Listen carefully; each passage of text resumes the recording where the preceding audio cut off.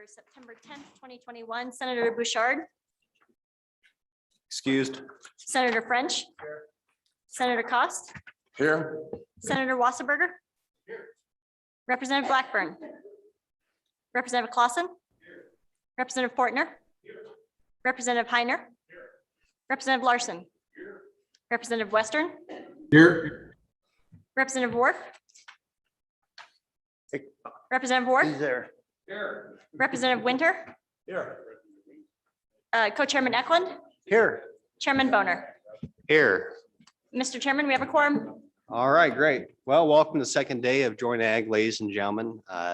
Got three topics here today. So we loaded up the agenda a little bit yesterday. We're gonna have a lighter agenda today. Hopefully we can get on the road and get home safely before the sun goes down, at least most of us. So that being said, the first topic here for our consideration is predator management. We'll go ahead and have the Department of Agriculture come on down. They are very much involved with predator management efforts. We heard a little bit of testimony about the excellent work they've done dealing with our federal partners and importance of making sure that APHIS understands the unique role that we play here in Wyoming and the success that we've had jointly working with our federal partners at state level and at the local level. And of course, the Department of Agriculture is right there in the middle of it. So Director Miyamoto, welcome back. Thank you, Mr. Chairman. Good morning, members of the committee. Doug Miyamoto, Department of Agriculture. Happy to be here and talk about predator management. One of our favorite topics at the Department of Agriculture. It's one of the really tangible services that we can help provide to, and it's also an opportunity for us to work with our local partners on a pretty close basis, and that's always gratifying to be able to do. The program that we have in Wyoming is enviable, I would say. It enjoys a lot of support, and it's been very effective over the years. I like the model that has been laid out in Wyoming for how our program works. And essentially what we do is empower our local predator boards to do the work that they need to do, and we provide the support to help get that done. So we have a fairly substantial animal damage management program in Wyoming, and that has vacillated between about $6 and $7 million per biennium. And we can pass through almost all of that money to our local predator boards for the important work that they need to do to help make sure that we can have a viable livestock industry in a state that is continually challenged by negative impacts of predatory animals on the ag industry. It's one of the projects that I brought up yesterday and like to finish talking about today are the efforts that we've taken on within the last year to try to consolidate the predator management program within the state of Wyoming and get it all pointed in one direction with our federal partners along with us. We at the Department of Agriculture have a fairly small number of employees anyway that work on predator issues. In the room today, I have Kent Drake, who is the manager of our technical services division, and that houses our predator management program. And then Jerry Johnson is the predator coordinator for the Department of Agriculture, and he's the one that oversees the animal damage management books on a day-to-day basis in essence, and he works closely with the county predator boards to try to provide the technical assistance that they need to make sure that they have all of their paperwork in order and that their grants are running as smoothly as they can. As part of this agreement, we work very closely with USDA APHIS Wildlife Services as well. They do a lot of the on-the-ground trapping and they do a lot of the aerial work on behalf of the county predator boards. We have a total of 19 counties that participate in the animal damage management program. In order to participate in our grant program, you have to be collecting the maximum amount from the brand inspection predator fees. So as long as a county has elected to charge those predator fees as part of the brand inspection process, that is a prerequisite for eligibility in the animal damage management competitive grant program. So in essence, it was designed to make sure that the counties need to be doing what they can at the local level. And if they are, they also qualify for this additional state funding. That model seems to be working. Almost all of our counties participate. It's a very competitive program. As I discussed yesterday, some of the challenges that we've experienced over the past year have been surrounding the ability of some of our predator boards to do work on some of our BLM allotments. And so in an effort to try to resolve that, I've developed a proposal for a contract for service. And what I would like to do with that contract is have APHIS enter into an agreement with the Department of Agriculture where they serve as a liaison in essence between the Wyoming Animal Damage Management Program and the BLM. They already develop an annual plan and they already develop an annual report. So APHIS Wildlife Services on a yearly basis, they essentially document what their planned activities for the next year are going to be, and they put that in a plan. Right now, that includes most of the work that's done in the counties of the state of Wyoming. That's what comprises that annual plan. But we do have a handful of county predator boards that don't utilize APHIS Wildlife Services for all of their trapping needs. That data is not in their annual report. So BLM may or may not know what's going on in those counties that don't contract with APHIS Wildlife Services.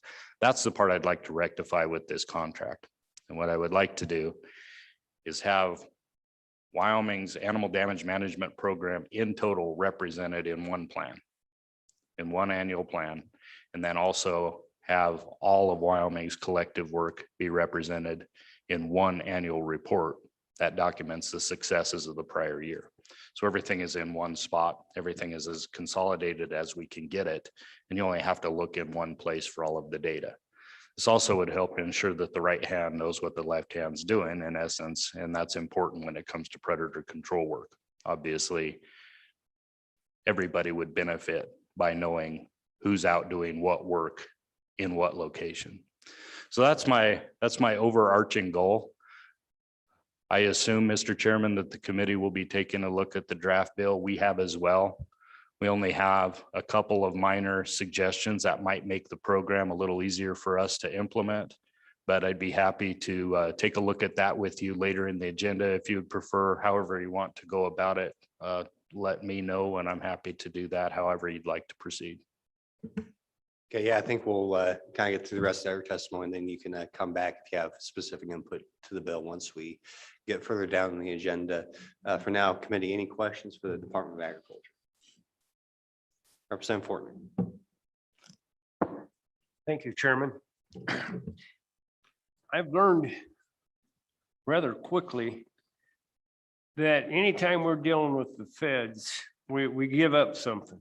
School system, whatever we're doing, we give up local control, state control to the feds. A lot of times, maybe not all the time, but I'd like to know with these federal grants that's coming with this, where does that put us in line with the grizzly bear and the wolf that the feds control already? Where does that put us in line with making advances to being able where the stockmen can start taking local control and state control on these programs? Federal grants scare me. I was to a commission meeting in Gillette Wednesday, and they're about looking for federal grants too in hard times. But I think the taxpayers and the citizens, before we ever buy into federal grants or federal subsidies of any kind, we should all have the transparency to see what that is before any of our elected officials buy into those programs. So my question is, will this enable Wyoming in the future to do something with the grizzly bear problem and the wolf problems that we're having in Wyoming already today that we totally turned over to the federal government? Thank you very much. Director. Mr. Chairman, Representative, the program that I'm discussing doesn't receive any federal money.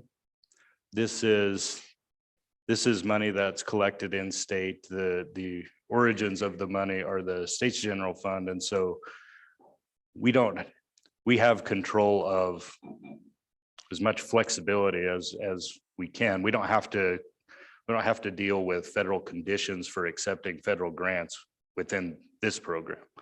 The only federal money that comes into the Wyoming Animal Damage Management Program are kind of the in-kind services that are provided by USDA APHIS Wildlife Services. They bring a total of between $1 million and $1.5 million of in-kind service for trapping and aerial gunning on an annual basis into the program as well. So the feds do contribute to the overall predator control effort, but there is no federal grant associated with this program. When it comes to wolves in particular, for about 75% of the state, they're categorized as a predatory animal species under the jurisdiction of the Wyoming Department of Agriculture.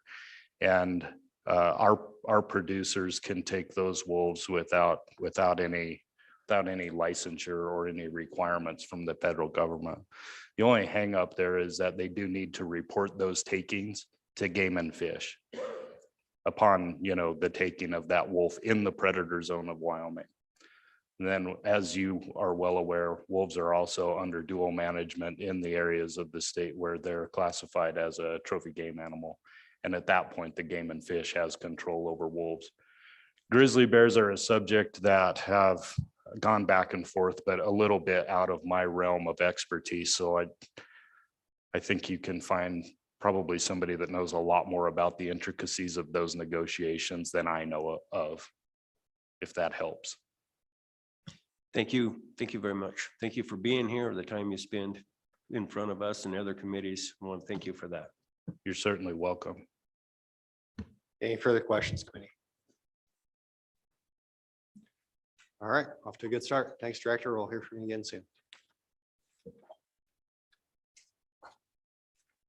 Okay, next up, I think we have AD&B. Is that right? Lost my agenda here. Yep. Anybody from Animal Damage Management Board? Nope. Okay. That's Director Miyamoto. Anybody from the County Predator Boards?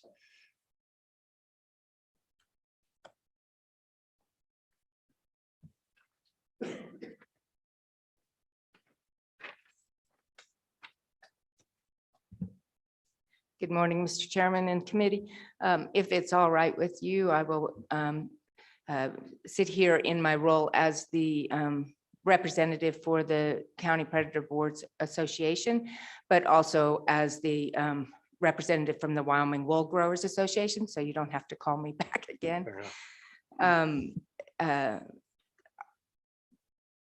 As you know, I've sat here before you several times to talk about how important the predator management program is to our state and to our agriculture. For our counties, they are an integral part of the ADMB program in Wyoming. It is a partnership, and it is a partnership between the Department of Agriculture in Wyoming, the ADMB, and also APHIS. And if I could just for a minute address the previous question. We rely heavily on APHIS for their technical expertise and their ability to help us with species that we cannot, that our county predator boards are not allowed to work on, such as ravens and eagles, and previously the wolf until prior to the until it being unlisted in Wyoming, with the exception of the discussion that Director Miyamoto gave there. And so our counties work very closely with them. Not all have a relationship with wildlife services, but if they need to deal with these species, these federal species, then they would have to reach out to them. And so nothing that we want to say is that we want to get rid of that relationship, but there have been, I think over the years, we've gotten kind of used to doing things in a certain way. And there have been some issues in terms of the relationship, but in the past year, we've really worked hard to address those needs and concerns. And we had an excellent meeting between the Department of Agriculture and APHIS earlier this summer. And we're able to talk about some of the concerns that our county predator boards have brought forward. And we feel that there's a really good relationship still there, and that we're able to work through some of those things. With regard to the issue that was raised yesterday with some of the federal land management agencies, that one has been very sensitive, but we have been able to, as I said yesterday, come to some agreement there that we hope will resolve some of those issues. And then if you want, I can talk about, we can wait and we can talk about our thoughts on this bill, or if you want me to do it now, I can do that. Okay, yeah, go ahead and just, yeah, you can Okay. give the thoughts on the draft bill right now, and yeah, that'll work. Yeah. Okay. In general, we support this bill. We think that it does make very clear to it would help make very clear to our federal partners and others that our predator control program is in Wyoming, encompasses the Wyoming Department of Agriculture and the counties. I think that there has been a concern that it's been separate predator programs, and it's not. There are separate counties that manage the predators within there, but it's all part of the same program. And I think this helps strengthen that. I would agree with, and I'm not, with some concerns. I think that in some of the new language, the shalls should be changed to mays. I think that I think it would help resolve some concerns that that perhaps they're taking away responsibility from counties, and we certainly don't want to give that message there. We want to make it clear that this is a comprehensive program. So if that's all right. And with that, I'll take any questions. Any questions? Okay, and I'll say I share those concerns, especially on page 4, talking about contracting. I don't think you require them to Right. contract. That should be, as needed. But, looking on page 2, also line 5, there's also a shall there. And I think that one's okay. Frankly, it's kind of the point of the bill, and that, they're supposed to be coordinating the efforts. And I mean, you have a shall there, sure, but coordination is also can mean a lot of things. So is that shall okay in your perspective? Well, my question there when I saw this was, does that mean that they have to coordinate all the contracts that the counties make with the trappers and other things? So that was my only concern there. I don't necessarily have I like the idea that you have an overall coordination, which I think the ADMB does. The county predator boards come forward with what their plan is. They each year they report on what their plan was before. I think that there is some benefit here for the department to coordinate that perhaps a little more closely, but I'm not sure shall is the right there. And I would leave that up to the department as to how they feel about that as well. But I'm a little bit concerned about that may be seen as taking away the responsibility for the contracting itself. Okay. Yeah, I understand that's not my intention at all with the bill. Right. But yeah, we can probably find some words that make sure that everybody understands that maybe, coordinate, or maybe catalog, or, keep track of, for lack of a better word, instead of coordinate. I don't know. Right, that would be. Okay, any further questions, committee? Oh, Representative Larson. Thank you, Mr. Chairman. I guess I have a question. You said you'd met with APHIS and I think the Ag Department in the counties kind of together. APHIS did they have any comments on this? I don't see them as being here to testify or anything. So kind of wondered that. Well, Mr. Chairman, Representative Larson, we had not seen this until Friday, so we have not had a conversation with them about this.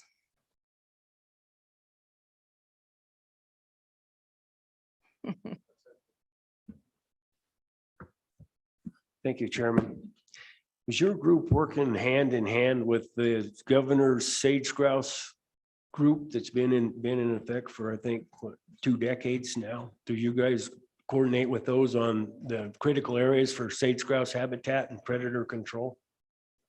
Mr. Chairman, I am not sure about how the counties work in that regard. We have not had that discussion. But I do know that in Johnson County, for example, they keep very good records on their coyote takes in sage grouse leks and have great data that show the benefits of predator management in sage grouse habitat. Thank you. Any further questions? Okay, thank you Thank for all you. your work. Appreciate it. Thank you. Mr. Chairman. Mhm. Welcome to our meeting, Pepper. We have one of our new representative, Pepper Ottman. She represents Riverton area, right? I'm not sure what the district boundaries are, but anyway, welcome to our meeting. Yeah, thanks for hosting us and thanks for being here. Appreciate it. So. Okay, next up, we have the stock growers.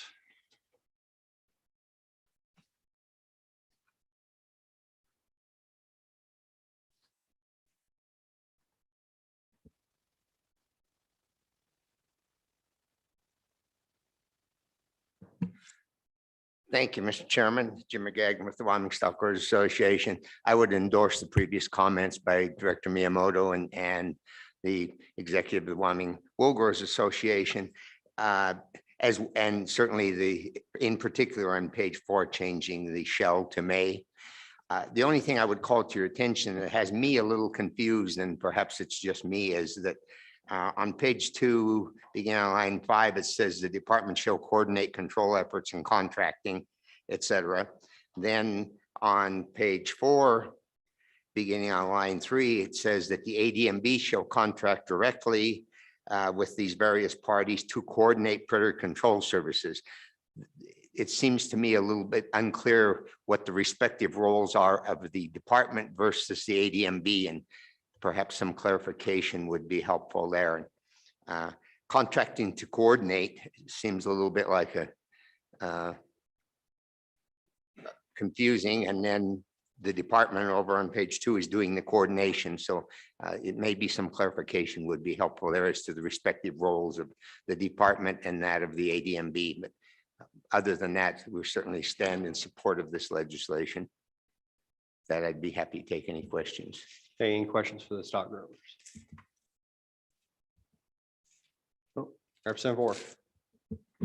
I'm going to ask the same question, Jim. How do you feel that APHIS is going to respond to this? Because I mean, I clearly support this program. I think it's been an awesome program. But I know we've had some issues with APHIS and some pushback, them trying to control this. I believe it's important that we, and I probably will speak to keep the shall on page 2, and I'll probably support an motion or an amendment to change the shall on page 4 to may. I think that will clarify that the Department of Ag is in fact over the program.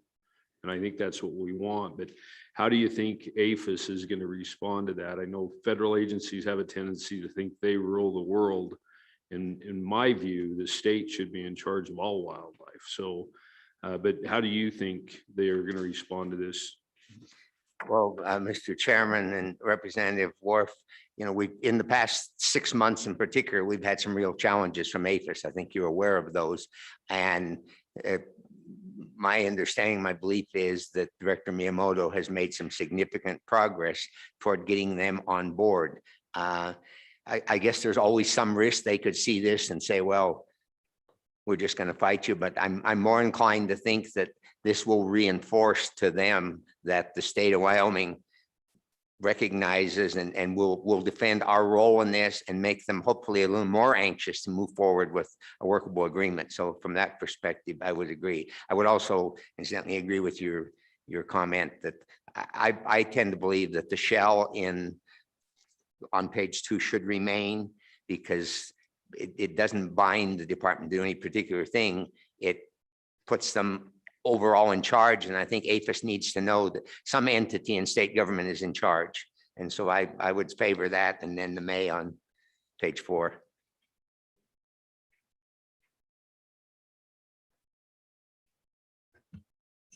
Mr. Chairman, so I'm not sure, on page 4, you had concerns about the language and whether they say the same thing. Am I correct on that? Because I'm kind of reading it that they do say. Mr. Chairman, that's correct.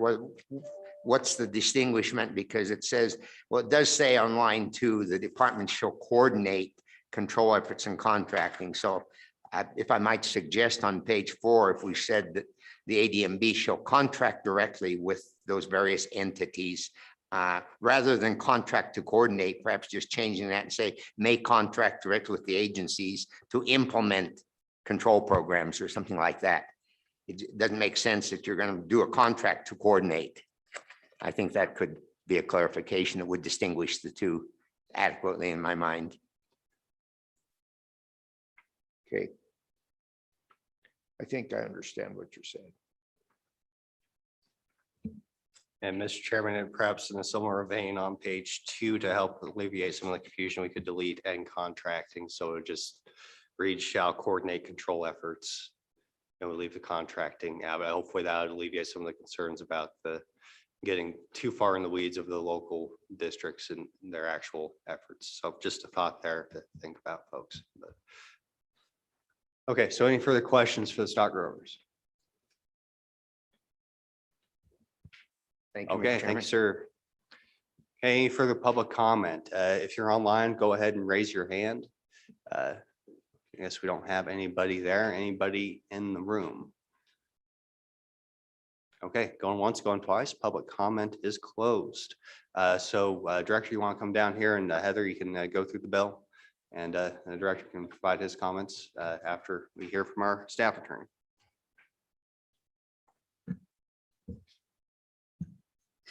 Okay, Mr. Chairman, this is Bill Draft 22 LSO-0046, Working Draft 0.5. And you'll see starting in line 1 with the title of this bill that the goal of this bill is specifying that the Department of Agriculture shall coordinate efforts, perhaps that might come out, and contracting for predator control, allowing the Animal Damage Management Board to contract directly for predator services and providing for an effective date. So beginning down at the bottom of page 1 is section 1, which has the statutes that are being amended. So we go to the top of page 2, and this 11-6-104 is sorry, this is the statute that has the Department of Agriculture as far as some of its duties. So right here in the very beginning of, as far as its duties regarding predators. And so adding at the beginning in subsection A is the sentence, the department shall coordinate control efforts. Perhaps we're taking the next 2 words out, among agencies and counties for predator control under this chapter. And then moving down to the next section, 11-6-206, this is, so that was the that was the department, that first section. This next section is the county boards, the district boards. And so for the boards, talking about what they do, each predator management district board may adopt rules and things. That's what this section is. And at the top of page 3, we add in here that each board may work through the department to coordinate predator control, including contracting for predator control services, or may directly enter into cooperative agreements. So this just links the board to the department in statute. And then also in their list of the entities with whom they may contract directly, it inserts the Animal Damage Management Board, just so that everything is all interreacted in these 3, or interconnected. So first it was the department, next it was the district boards, and now on page 3 at 11-6-304, this is the board, the Animal Damage Management Board, and it goes into its the board in its deliberations shall And we look into this section. This is a paragraph about developing memorandums of understanding and things like that. So in that same paragraph is added at the end on page 4, what the committee wanted, which is that it is able to contract directly with federal or state agencies or directly with boards of county commissioners or predator management districts or other organizations or associations. And it sounds like we should say for predator control services as opposed to the words to coordinate. But so this is the interconnection there with the board. So there's the 3 entities, the 3 statutes that are amended, the department, the direct districts, and then the predator control board. And they're each just kind of getting language which re-relates each of them to one another. That's it. Okay, so committee, any questions for Heather on the bill? Okay, thank you very much. Director Miyamoto, does the department have a perspective on the bill draft? Thank you, Mr. Chairman. Generally, I think most of the concerns that we had identified as an agency in being able to implement this statute came out in the comments from the Wool Growers Association and from the Stock Growers Association. And ultimately, I think after going through this process over the last year of trying to negotiate a contract with APHIS Wildlife Services as a state entity, I think, you know, the lesson I learned is that more flexibility and our authority to be able to do those things is better. I think that this bill draft gives me that opportunity. I would like to run all of our contracts through an approval process with the Animal Damage Management Board. And certainly the one that we had drafted between the Department of Agriculture and APHIS Wildlife Services to clear up this latest issue of confusion included a signatory line for the Animal Damage Management Board as well. It's a pot of funding that I want to make sure they as a board endorse, and we're not just allocating money because we happen to hold the pot. Okay, so that's important. And I think that this bill allows us to continue to do that. I want to vet every expenditure out of that fund through the Animal Damage Management Board. I also chair that board, so it puts me in a situation whereby I think the coordination efforts will kind of naturally occur. The change that I'm seeking, and I think we can get there with the amendments that have been proposed to you, are that I would like to have the Department of Agriculture's Predator Control Coordinator, Jerry Johnson, be the one that collects the data and catalogs all of the contracts that the county predator boards have with their local trappers and their local pilots, and put that into one pilot or one program, one pile. So I need to be able to collect all of that information and put it in a digestible manner that then I can send to APHIS Wildlife Services to include in their annual plan of work. They then will give that to BLM. So I have to package up the efforts of the entire animal damage management program into one neat package and send it over to APHIS so that they can include it in their annual plan of work as well. So as long as we have the authority to be able to collect the contract information from the counties, I think we'd be okay.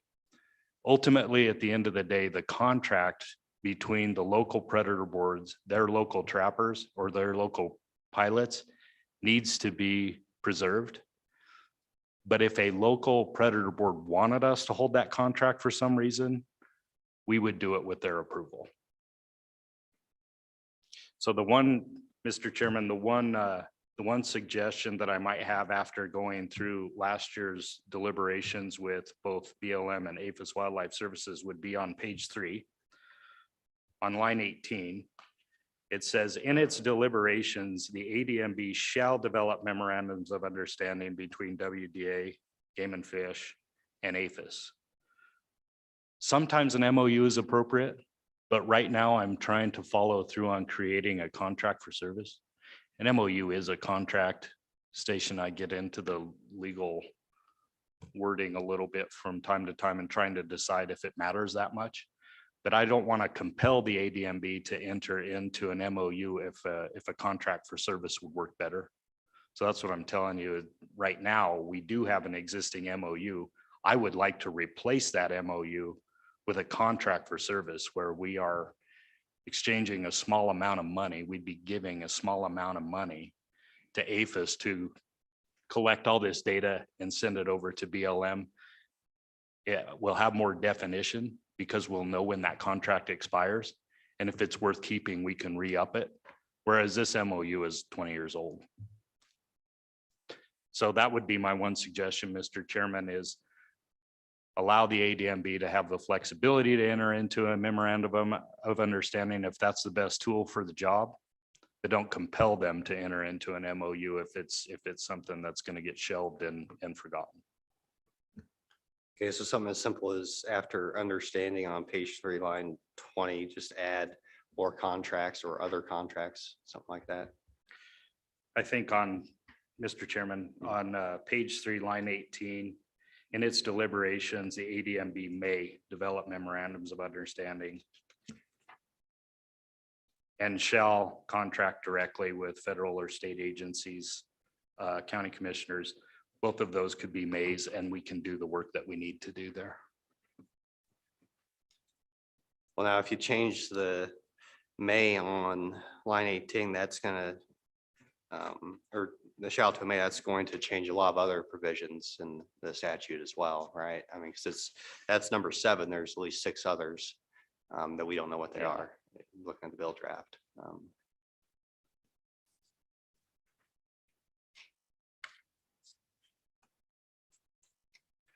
I guess we look that up right now, but yeah, I mean, so the goal is to have more flexibility, not just be stuck with an MOU. Is that right? Mr. Chairman, yeah, my base testimony is, I think that this compels the Animal Damage Management Board to have an MOU, which may not be a bad thing. There's one existing right now, but that MOU didn't receive the attention that it should have, and I think a contract for service will get more solid results. All right. Any questions, committee? Representative Blackburn, yeah, your hand up. No, you good? Okay. Representative Larson. Mr. Chairman, thank you. I guess I'm confused. So on line 20, would you suggest deleting memorandum of understanding and put develop whatever wording you had? I can't remember, develop contracts or? Mr. Chairman, Representative, no, I don't think that's necessary. An MOU may be the right tool for a circumstance. You know, I think initially an MOU was developed as soon as the Animal Damage Management Program was created. And that was the initial attempt at coordinating all of these efforts and making sure everything was happening.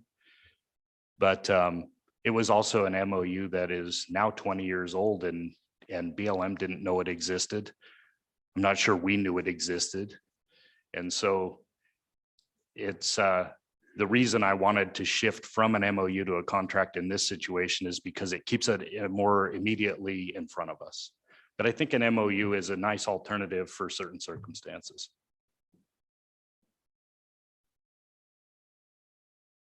Yeah, would you agree that MOU is a type of contract then? Okay. Mr. Chairman, yes. Representative Blackburn. Thank you, Mr. Chairman. Why do you suspect that MOU has never been used in 20 years? Nobody knew it was there. I mean, how does that possibly happen?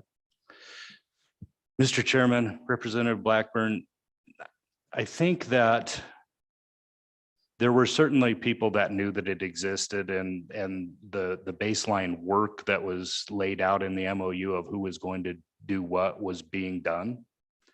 It was just that as leadership of the agencies, both on the federal side, within the Game and Fish and within the Department of Ag, as those transition, there certainly are MOUs that aren't reviewed with enough frequency to make everybody intimately familiar with what's in them. So I think the baseline work was being done, but I can tell you that, you know, in my first days as director of the Department of Agriculture, that MOU was not one that I knew existed until later down the line, and I wish I would have known. Well, thank you, Mr. Chairman. So what do we do to guarantee that everybody stays on board for 20 years and uses that MOU? Or are we just going to forget about it again? Mr. Chairman, Representative, I think, the arrangement that we're creating today will have a sunset date on it. So it'll bring it up for, review to make sure that it's working as it's intended. But that would be my approach to make sure it stays relevant. Mr. Chairman, thank you. I agree with that. I think maybe just a renewal date or something in there, not a sunset that, but yeah, definitely that it'll be brought up again. Do you think that would work? Mr. Chairman, Representative, yes, I was going to attach a term to this new agreement that would say, it's worth it to take a look at this and make sure that everybody is aware of the responsibilities or the deliverables under any of these contractual agreements. And I certainly do agree that an MOU is a contract that is binding. It's just sometimes those ones that have a small amount of money attached to them can more efficiently get the work done. Representative Winter. Thank you, Mr. Chairman. Director, you've mentioned the BLM several times here, and do you report to the BLM about what's going on, but you haven't mentioned anything about the Forest Service? I'm kind of confused, I guess, as to what their involvement is and why you haven't mentioned the Forest Service, I guess. Mr. Chairman, Representative Winter, we wanted to create a workable template with the BLM, as that's where most of the lambing areas are right now. There certainly are, some discussions that we need to have about predator control activities on Forest Service. But I wanted to come up with basically address this one issue at a time, see if we could get a workable template in place for BLM, which is the more immediate pressing concern for lambing areas. Make sure that that works the way that we intended it. And then if we need to expand those discussions into Forest Service, we can do it at that time. Yes, BLM does meet with our primary contractors on the services that are provided on BLM lands. The annual report that I was discussing earlier, the annual plan of work, that is that's created for BLM. That's the ultimate recipient of that annual plan of work and for that annual report. So they do know of the predator control activities in Wyoming each year.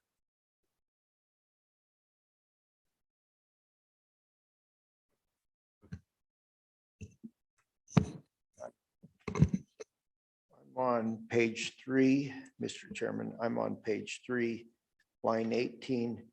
The suggestion's been made to change in its deliberation the ADM and Animal Damage Board from shall to may.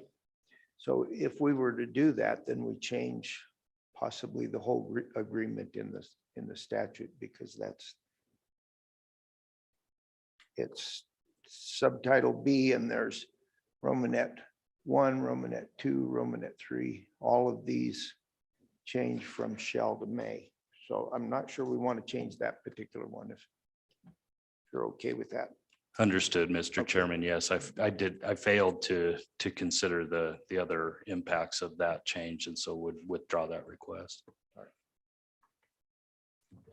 Any further questions, committee?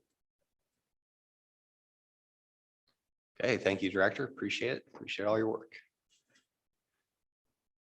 Okay, well, public comment is closed. Committee, we have a bill before us. What's your pleasure? Moved by Senator Cost. Second by Senator Wasberger. Okay, any discussion, committee?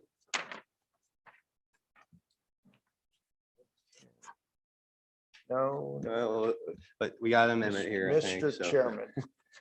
So there have been suggestions on changing shall to may. The one that we can do that probably softens it a little bit that I can see and doesn't change the overall structure of this whole statute is on line 3, changing the shall to may accomplishes, I think, most of what the concerns were with our producer groups and our ag department. Page 4, right? Yeah, I'm sorry. Page 4, line 3, change the shall to a may. And then line 6, remove to coordinate and just put for predator control services. Okay, so that's a motion. Do I have a second? Second by Senator Cost. Any discussion on that committee? Representative Blackburn. So it'll read or associates for predator control services. Is that correct? Correct. In addition to changing the shall to a may on line 3 of page 4. So any further discussion, committee? Representative Wharf. Yeah, I support the strike of shall and changing it to may on page 4, line 3, but I do think we want to leave the coordinate part in there because we're talking about the associations that coordinate that. So I disagree with that. And I guess I don't know, do I ask for a division on that, Mr. Chair? If you want to, you can. Yeah. Because I do think that I would suggest a division on it. I also wonder if we want to insert on line 3, there again, page 4, line 3, do we want to insert before the May Animal Damage Management Board? Because it was mentioned by the director that they could be doing the contracting, and that would say that they may do it. Doesn't say they have to do it, says they may, but I wonder if we shouldn't insert Animal Damage Management Board. So I guess that would be a friendly amendment to the striking shall and inserting may. Well, I think if you go back to page 3, it's already on ADMB shall, and so I think that technical concern is taken care of with the, I mean, you can make an amendment after we get done with this one if you like, but I think that that's the way it reads anyways, just you have to go back to page 3, but okay, so you're asking for division on, so Yeah. the first division would be the may to a shall, we'll focus on that, Yes. so that's what we're discussing Shall right to now. may. Yes, that's what I meant, yeah. Yeah. Okay, any discussion on that part of the amendment? So we divide the amendment committee. We're only talking about changing the shall to a may on page 4, line 3. Any discussion? All those in favor, say aye. Aye. Opposed, say no. That motion carries. We're on the second division. On page 4, line 6, strike to coordinate and insert 4. Any further discussion on that? Representative Moore, you want to say something again? Yeah, I just want to reiterate the fact that I think it's important that we leave it because we're talking about or associations to coordinate predator control. And I think if we strike the coordinate, it's changing that because they are coordinating the predator control with these other associations. That's why I think we want to leave the coordinate in there. And that's my pitch. Okay, so all those, okay, any further discussion? All those in favor of division 2, say aye. All those opposed, say no. Okay, that division carries. Any further or fails? Any further discussion, committee? Any further discussion? Okay. Okay, question being called. This is to sponsor the bill. Go ahead and call the roll.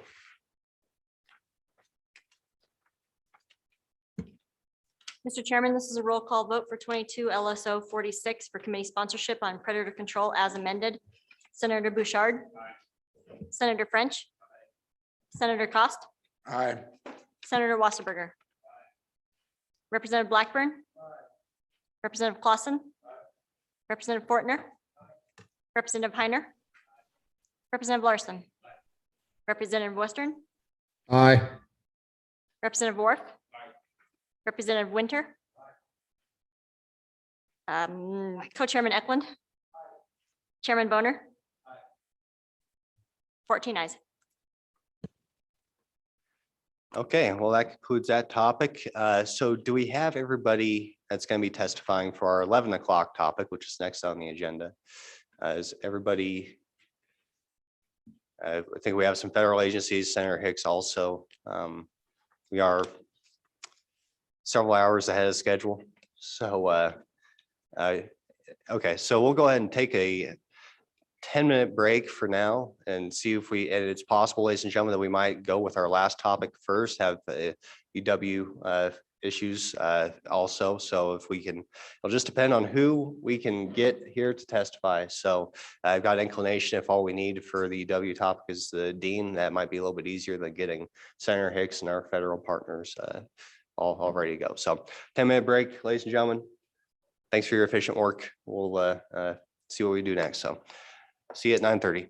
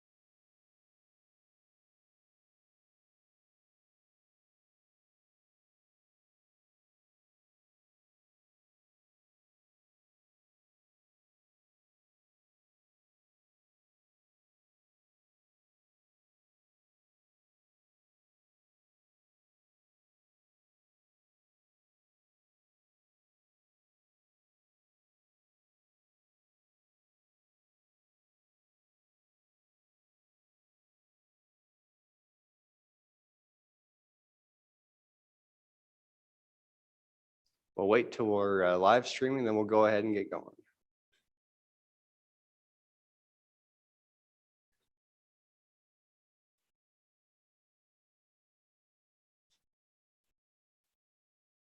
Wait for a few more people to join us here. Representative Larson, Senator Cost, I see they're up there talking.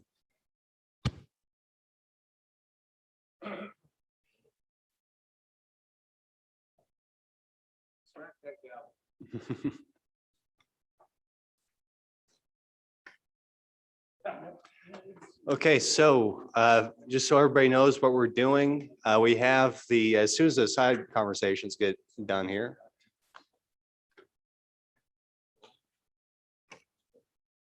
I thought you were in a rush to get home, Representative Blackburn. I guess not.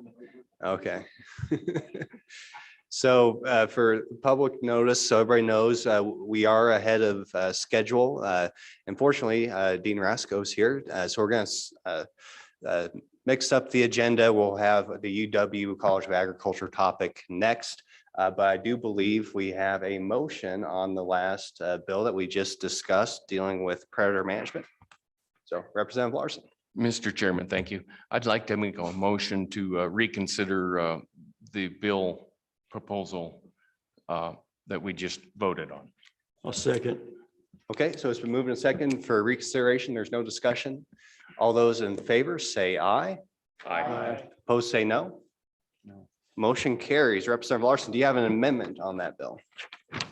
Mr. Chairman, I do have an amendment. Go ahead. On page 2, line 6, delete contracting and put in may contract. Okay, do I hear a second? Okay, moved and seconded. Basically, sounds like we're just making page 2 consistent with what we did on page 4. It's a good technical catch and clarifies the bill. So anything else, Representative Larson? Okay, any discussion on the amendment? All those in favor say aye. Aye. Opposed say no. That motion carries. Any further discussion? Question on the bill. Okay, we'll go ahead and do another roll call vote for committee sponsorship. Mr. Chairman, this is for committee sponsorship on 22 LSO 46 predator control as amended. Senator Bouchard. Senator French. Senator Cost. Aye. Senator Wasserberger. Representative Blackburn. Representative Clausen. Representative Fortner. Representative Heiner. Representative Larson. Representative Western. Aye. Representative Worf. Representative Winter. Co-Chairman Eklund. Chairman Boner. 14 ayes. Okay, good work, committee. Nice and ready for February. So, like I said, we have a slight change to the agenda. We have the UW College of Agriculture here to testify. So we'll go ahead and take care of that topic as we wait our federal partners and Senator Hicks, maybe if he shows up at all with our last topic on livestock water rights. So Dean Rasco, welcome again to the Ag Committee. Glad you're here and looking forward to your testimony. Well, thank you, Mr. Chairman, and members of the committee for inviting us here today from the College of Agriculture and Natural Resources to provide you with some updates. So I have a couple simple slides. So if we could please start that presentation. Okay, so what we're going to talk about today, slide 2, please, are the reorganization proposals that President Slidell and Provost Carmen have put forward to the university community and our stakeholders, and also to give you a little bit of an update on some of the federal American Rescue Plan requests and our exception requests from the college. Next slide, please. So I'm happy to take questions at any time during this presentation, but the focus today is just on what changes that are proposed that would impact the College of Agriculture and Natural Resources. There are also some changes proposed for engineering for the College of Arts and Sciences. If you have any questions about those, I'll do my best to answer them or to find you those answers at this time. But the major focus of the proposed reorganization is creation of a new college. The proposed title for this is College of Agriculture and Life Sciences. Our advisory board and others, because of the composition of this college, would like to retain the name College of Agriculture and Natural Resources and add life sciences to the end of that. So that is going to be proposed.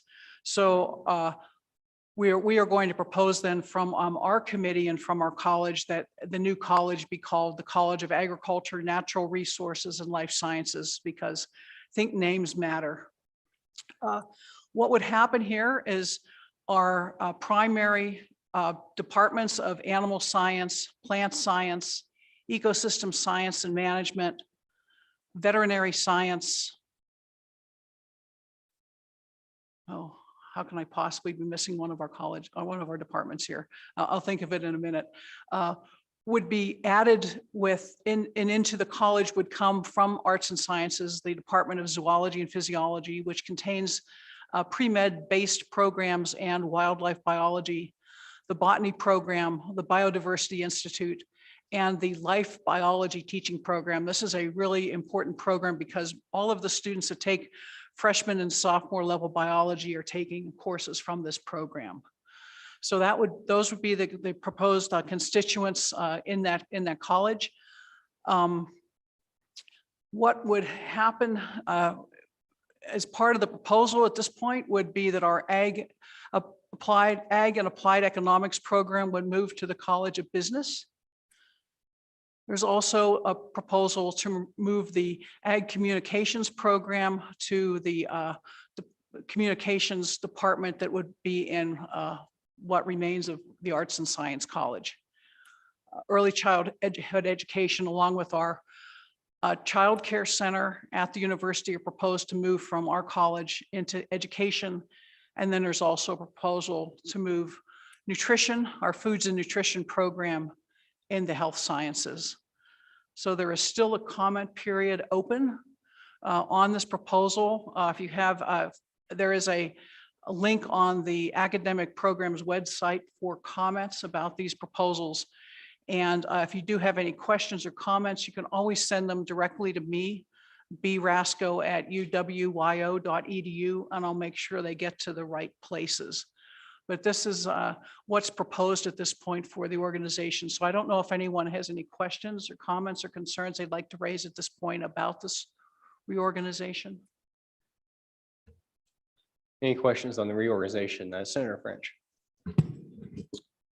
Thank you, Mr. Chair.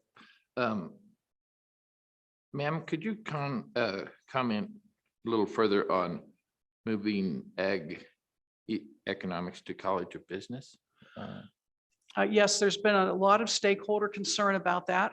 We also are concerned, the college, that this would potentially be a move that would not serve our state well. We have a number of individuals, 8 if my count is correct, that of our faculty in Ag Econ that have appointments in extension.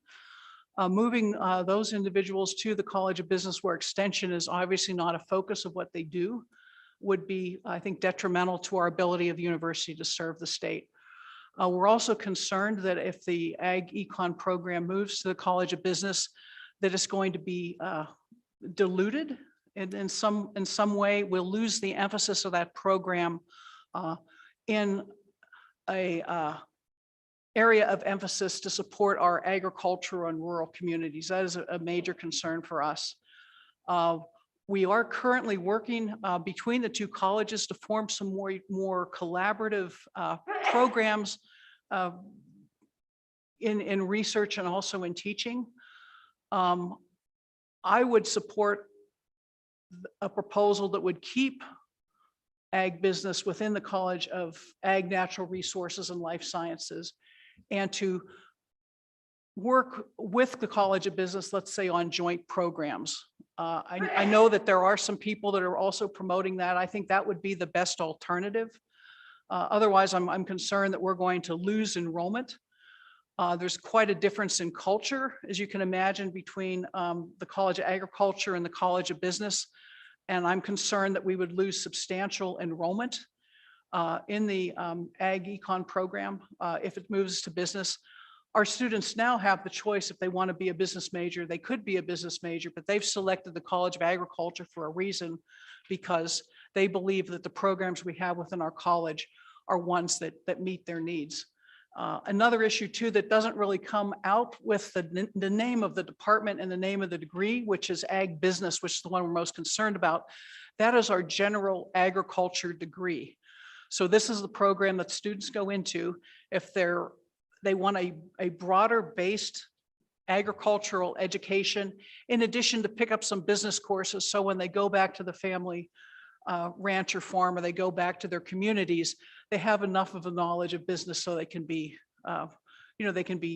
functional and ready to go in a management capacity. So we do have some concerns, and the best way to, I think, address these concerns is with the provost directly through this academic program's website, or other ways that you gentlemen would find to be an effective way to have your voices heard with the university administration. Senator French. Thank you, Mr. Chairman. Thanks for that. Would this committee's agreement that it should not be taken out of the College of Ag have any sway? I think that would have some impact, yes, sir. Okay, thank you. Yeah, Representative Fortner. Thank you, Chairman. As I look down at the bottom of your list, well, second from the bottom, it's the move early childhood education to education. Are we talking moving the CDC's childhood development centers into education? Is that what we're talking? Is that what you're looking at? Yes, the proposal at this point is that the early childhood faculty, of which there are a couple, and a couple faculty, including our lead teachers and the director of the Early Childhood Education Center, would have their appointments moved to the College of Education. So the College of Education would now manage that child care center that we have instead of the College of Agriculture. It wouldn't be disbanded. Its administrative home would be moved to education. We visited extensively with the CDC there in Campbell County, and they were more than half the price and for the education that they was given versus what the school system is. Are we talking about the same thing? Maybe not this. No, I guess I misunderstood what your question was here. We have a child care center on campus, and not only does it provide childcare for the community, but it also provides a place for students to do internships, whether they're in human development, early childhood education, or elementary school education, to work at that center to learn more about child development. So Thank I just you. think I'm confused. Thank I think I misunderstood your question. Sorry, sir. Well, and so follow up, I'm guessing that, I mean, that would be a move that would maybe be acceptable, and frankly, looking at it from the outside makes sense to me. I just, maybe a little bit of background why that's in the College of Ag to begin with. Well, yes, Mr. Chairman, I think that moving early childhood education would be okay. It's going to impact numbers in our college, but I think that would be, we were proposing a joint program between our college and education for early childhood education over the last couple of years. It got derailed with COVID. So I think that move would be appropriate. Mr. Chairman. If you could, would you back up a little bit and maybe explain to us how the proposals, reorganization proposals that are presented here, how they come about? Maybe the mechanics of it more than anything. Okay, yes, sir. Yes, Representative Eklund, I'm happy to do that. President Seidel is looking to move the university forward into what he considers to be a more successful place to move the university to be more nationally competitive. And this reorganization is part of his vision to do that. So that's where the proposal, this proposal came from. What would happen with a larger college is we would have potentially 3 to 5 units, larger units now in a College of Agriculture, Natural Resources, and Life Sciences. One of those would be focused on, most likely on agriculture and human sciences, one on agriculture, natural resources, land management, those types of areas. Another area in ecology, evolutionary biology, and diversity. And a final area in cellular biology, medical and veterinary science. So I think that as far as positioning the college to become more competitive for national funding from NIH, NSF, those sort of agencies, I think that's probably a good move. The concern that I do have is now whoever the dean is no longer a dean of a College of Agriculture. They're now a dean of a College of Agriculture and these other several things. So a concern that I have is being able to keep the focus of our college on agriculture programs to be able to continue to serve the state as we do now.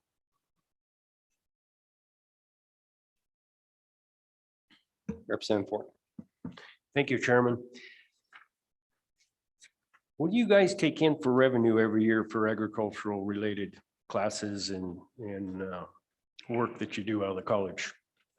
What's the number of dollars that you guys accumulate every year from the state of Wyoming and probably possibly from the feds too, I'm guessing? Well, at this point, right now, we have about $119 million in federal funding. Our joint appropriation from the state here in the block grant is somewhere in the $25 million range. In addition, we have capacity dollars coming from the federal government are on the order of, I'm going to say, $7 to $9 million.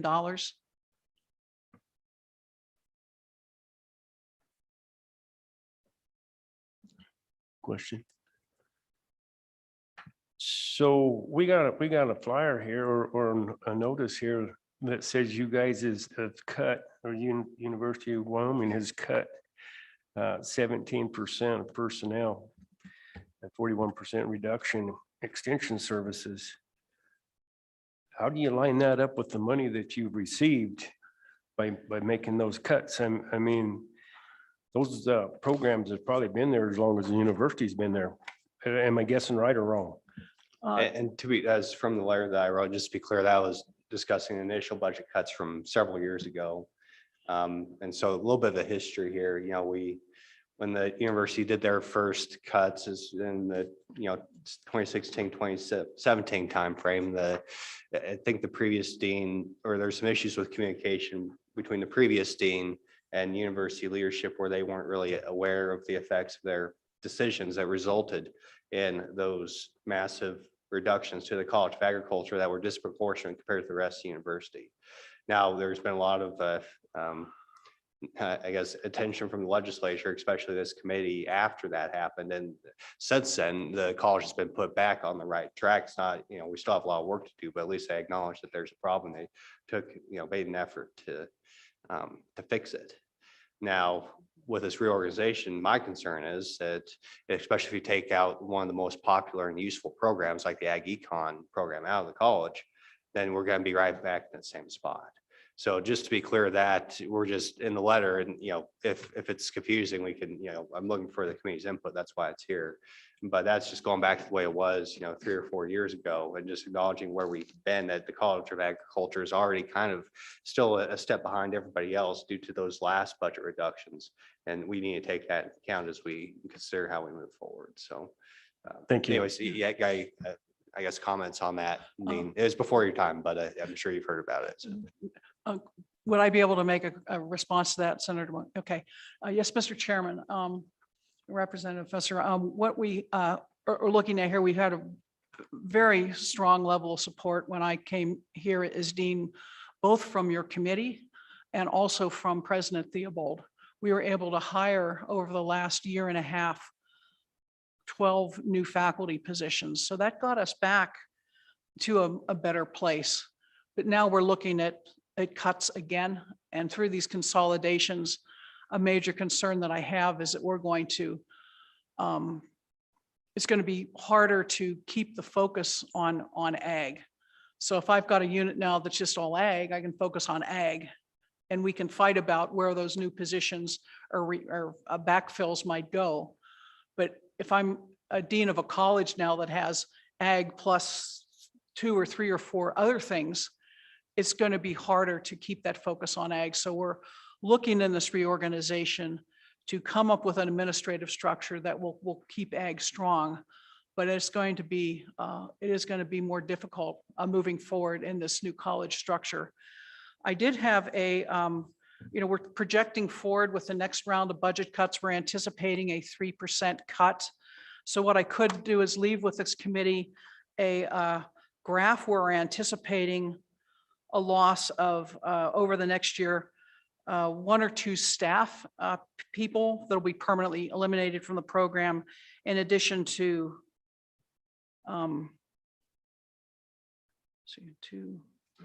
whatever the difference between, I think potentially 8 faculty members.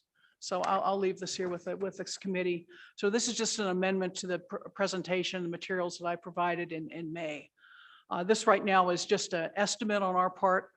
We're not certain what the budget cut for us is going to be right now.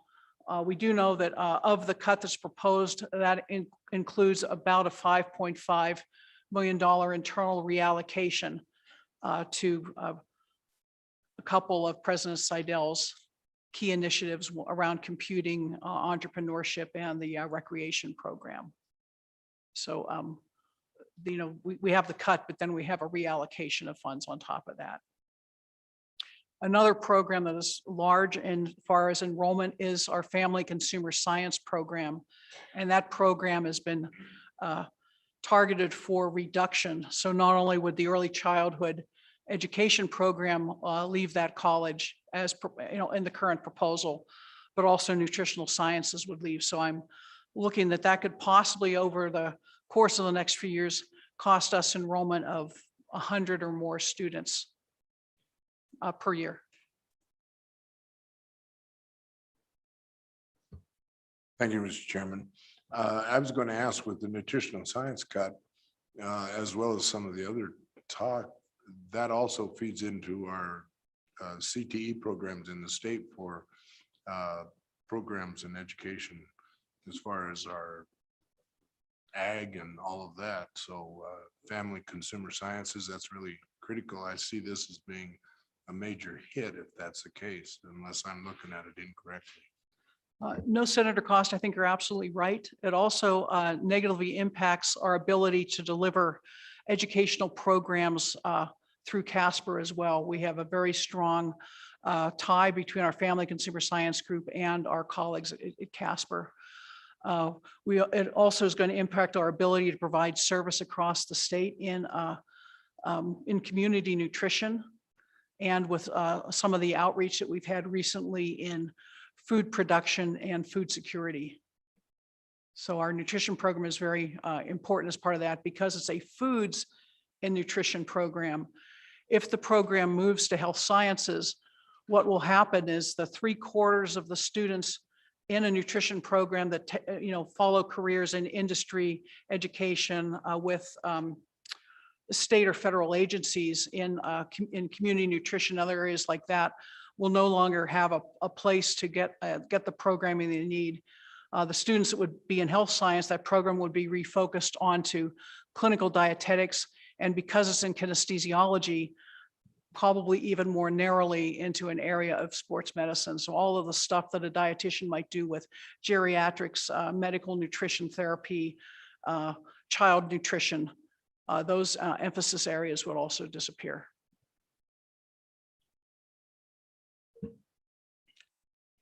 I have one question. We talked about the Ag Econ program, but you also mentioned ag business. I want to make sure I understand those are separate programs, and if so, what's the plan for the ag business degree?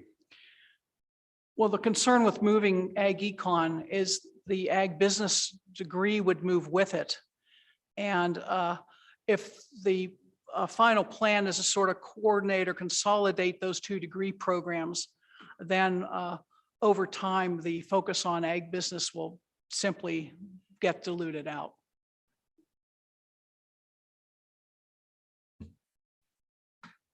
Any further discussion, committee? Okay, well, thank you for your Okay, continued. One more Oh, go- slide. okay, One more yeah, thing. yeah, So absolutely, yeah. sort Please of. continue. That's what I meant. No, yeah. I'm sorry. Yes. Yes. So we do have a request in, and we know a number of these topics were raised with joint appropriations yesterday. I was at that meeting. So just to give you an idea of what the university is proposing for the American Rescue Plan ask is there's about $315 million request moving forward from the university in various forms. Just to give you an idea, the block grant is about $300 million. Restrictions on the rescue plan monies, as far as we know at this point, is they're restricted to 3 years funding. So any of the requests that we made from the College of Agriculture are focused on bricks and mortar. So we've been pushing to look for resources from private donors, federal government, other sources to improve the infrastructure we have at our R&E centers across the state in Powell, Sheridan, Lingle, and in Laramie.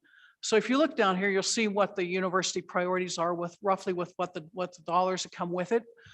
There is a initiative that we're part of as far as ag programming goes with the Wyoming Innovation Partnership.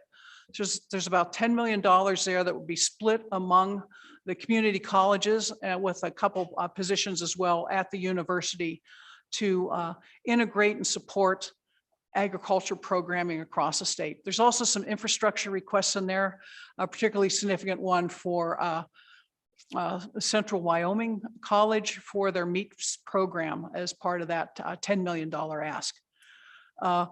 In the Worth Initiative, $1.2 billion ask, there are 2 extension positions to support that program.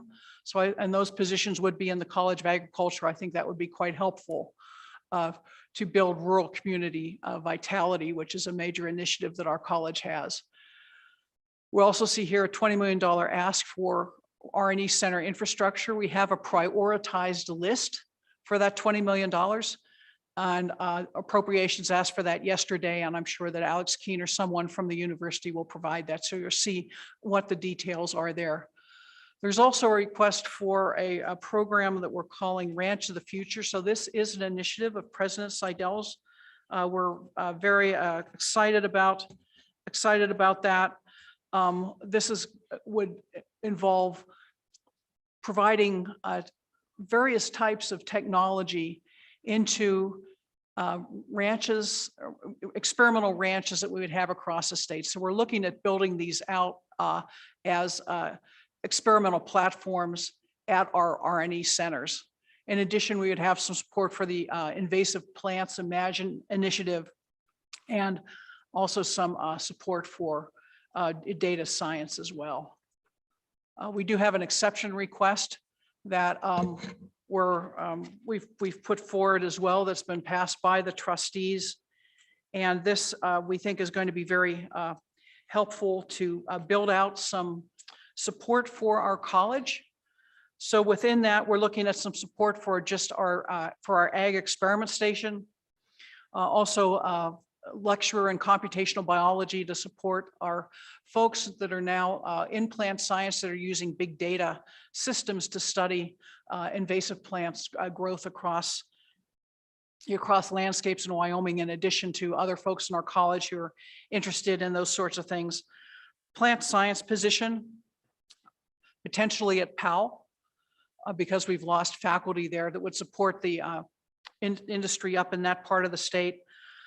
2 extension positions, one in rangeland systems and another in plant science. And then 2 positions, one in nutrition. So we could build out a 4+1 master's program and then a extension educator in food health and nutrition. So those are basically what's comprised in that ask. If that gets approved, that would help us a little bit deal with this budget cut.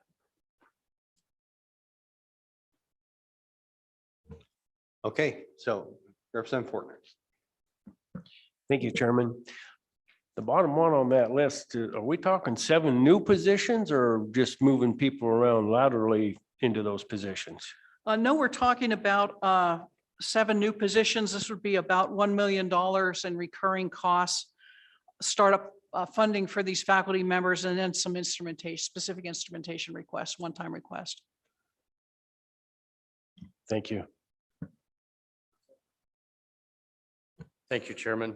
So this American Rescue Plan request, is that money in addition to the money that University of Wyoming received as a block grant directly from the American Rescue Plan? Or is this part of the other money that came to the state, or is it directly from the federal government to the university? Representative Heiner, I'm actually not sure with where this ARP money is from. I can't imagine that it would not involve requests that would come out of this pending $3.5 trillion ask, because I don't think the monies that are currently available would come anywhere near to being able to meet these requests. I do know that we do have some major maintenance that the colleges requested, universities requested. I think some of that money is coming out of current ARP funds, state funds, and CARES money. But this is, my understanding is this would all be new money from a new source. But I'd have to get clarification from our finance office to be able to tell you that for sure. Thank you, Mr. Chairman. Do you, Dean, do you know what are your current plans with the ARP money that you are receiving as a block from the federal government? How are you going to spend that money? I would like to see us, I don't know where our priorities are on the university's list. I do know that one top priority that we have, and we're hoping are going to be able to use ARP dollars for, is to improve infrastructure, technology infrastructure at our R&E centers. So we do have a $1.86 million ask is coming through as part of a major maintenance request for, through the university. I think that is federal dollars in some form. We also have some other major maintenance requests we have at our R&E centers that we're hoping to have covered by some current block of funding. But exactly how that's configured and exactly what dollars are coming into the university and where they're going to go, I'm not certain at this point. And so on the slide, when you're talking about the block grant, you're talking about the block grant the legislature gives the university. That's general funds every year. We write them every 2 years, $300 to $400 million check, and it's about roughly 40% of the university's budget. And on the slide, the 315 million request was from UW to the legislature for our funds, right? That's correct. And that 300 million is a separate general fund.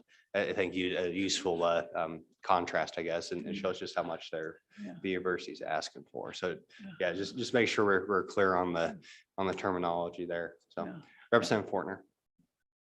Thank you, Chairman. University's been in existence since before Wyoming became a state. You guys have had a lot of funding, and I know education takes a lot of funding. What has the college done in the time it's been over 100 years it's been there? What have they done to create a revenue stream of their own to go with these block grants and other funding? Have they done anything that can shore up any part of what they've done over the years? Or are you still reliant on federal and state funding year after year?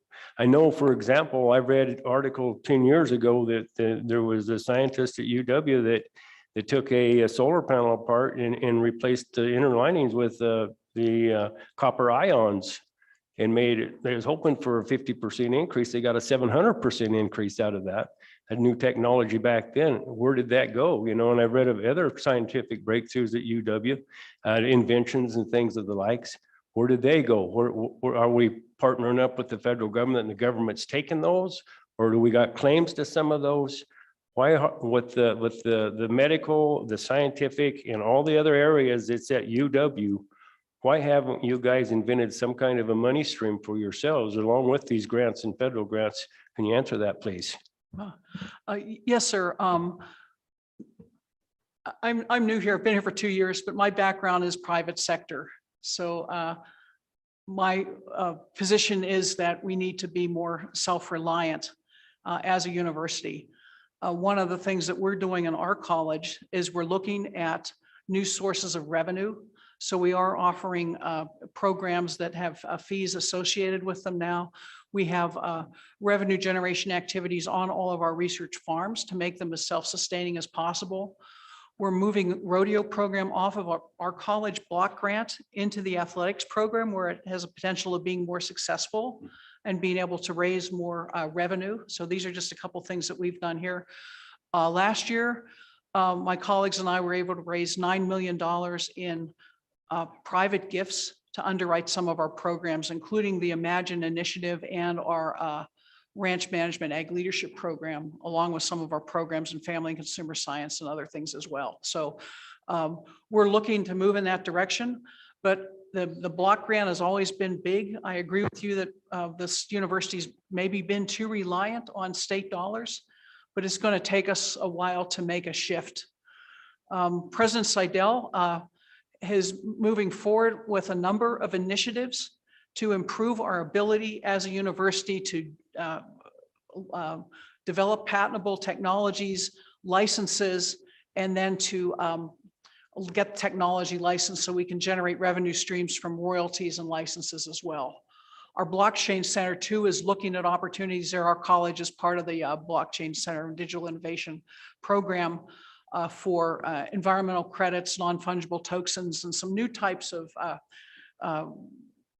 revenue for our college. So we're looking at these things, but I do agree with you that the university has not been as aggressive as maybe they should have been over the years in looking for sources for supporting their programs except from the state. Thank you. Any further questions, committee? Anything else you'd like to add, Dean? No, thank you. I just really appreciate your support from your committee for our college. It's really had an impact over the last couple of years for sure. And if there's anything that we can do to be more effective or to help the cause of agriculture across the state, please let me know. Well, thank you for your continued efforts. So I appreciate the progress you've made. We just got to make sure that that progress continues moving forward. So thank you so much. Okay, so any public comment on this topic? Mr. McGagnon.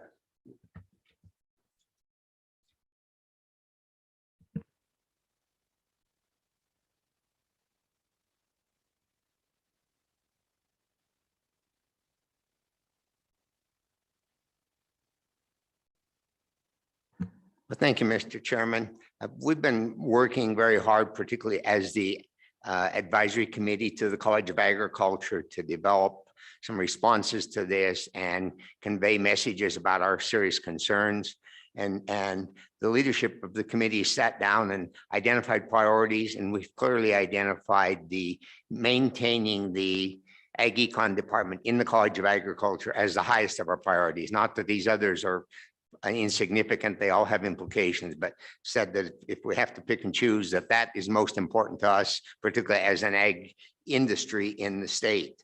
And a couple of things that will be in a letter that's being submitted from the advisory council, but just a couple of data numbers that I thought might be worthy to share with you. And I know the co-chairs, you received some correspondence from Jody Levin, who's co-chair of the advisory council, but under research that she and others have done, we determined that Wyoming would be the only state in our region where the ag economics department or ag business would not be located in the College of Business. And on a broader basis, among land grant institutions nationwide, 84% of them have their ag econ departments in their colleges of agriculture. There are some who have merged ag econ with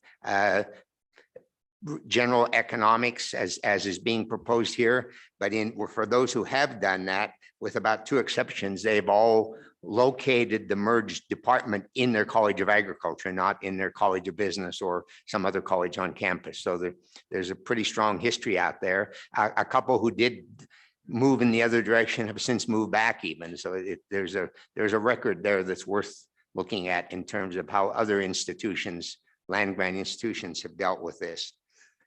From the perspective of the harms that we see from the loss of ag economics in the College of Agriculture, three things that I've identified as high priorities. From the perspective of a student, you know, a lot of students come to the College of Agriculture to get a degree in animal science or a degree in range management, and they envision a career, whether it's back on the farm or ranch, or whether it's in a federal agency or private sector. They come as students out of high school with a very narrow focus. And by having ag econ in the College of Agriculture, they begin to see that broader picture and come to recognize that understanding agribusiness is critical, whether you're going to be a rancher or you're going to be in government agencies. And too often, historically, that's maybe being ignored. We think having that right there where they're attracted to it and they take some courses in ag economics is critical to graduating students who have their expertise in some other component of agriculture, but understand that everything we do is driven by the business, by the economics of it. It's got to work out economically.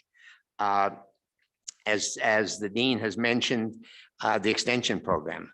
I believe it's, if I remember correctly, about 6 members of the faculty in Ag Econ have extension appointments, and that outreach to local communities, working with the ranching community, farming community, working with other local economic interests is critical to agriculture's role in the state.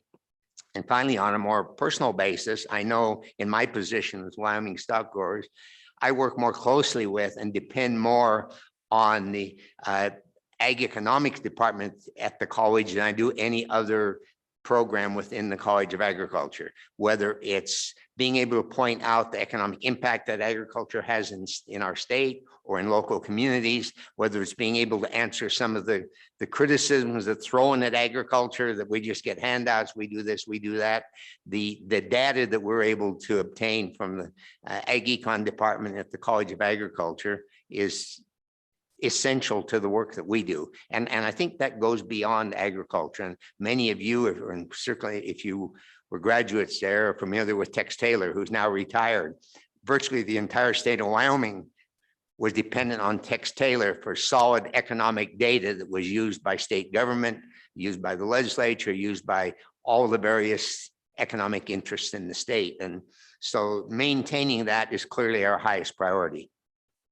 I would briefly mention nutrition, which I think has a priority for somewhat different reason. You know, as what we're seeing today, and you're aware of this, is the local food movement. I want to know where my food comes from. I want to know what's in it. And it's become increasingly important for those at the front end of the food chain, the ranchers and the farmers, to understand the values of their product as it reaches the consumer. What's the food value of that product? What's the perception of it? What's in it? And so again, our belief is that students graduating these other programs in the College of Agriculture who coming back into agriculture need to understand some of these nutritional issues. It's not just, you know, that department is referred to as consumer science. In today's world, it's food science, and it's not just limited to the consumer. It's widespread.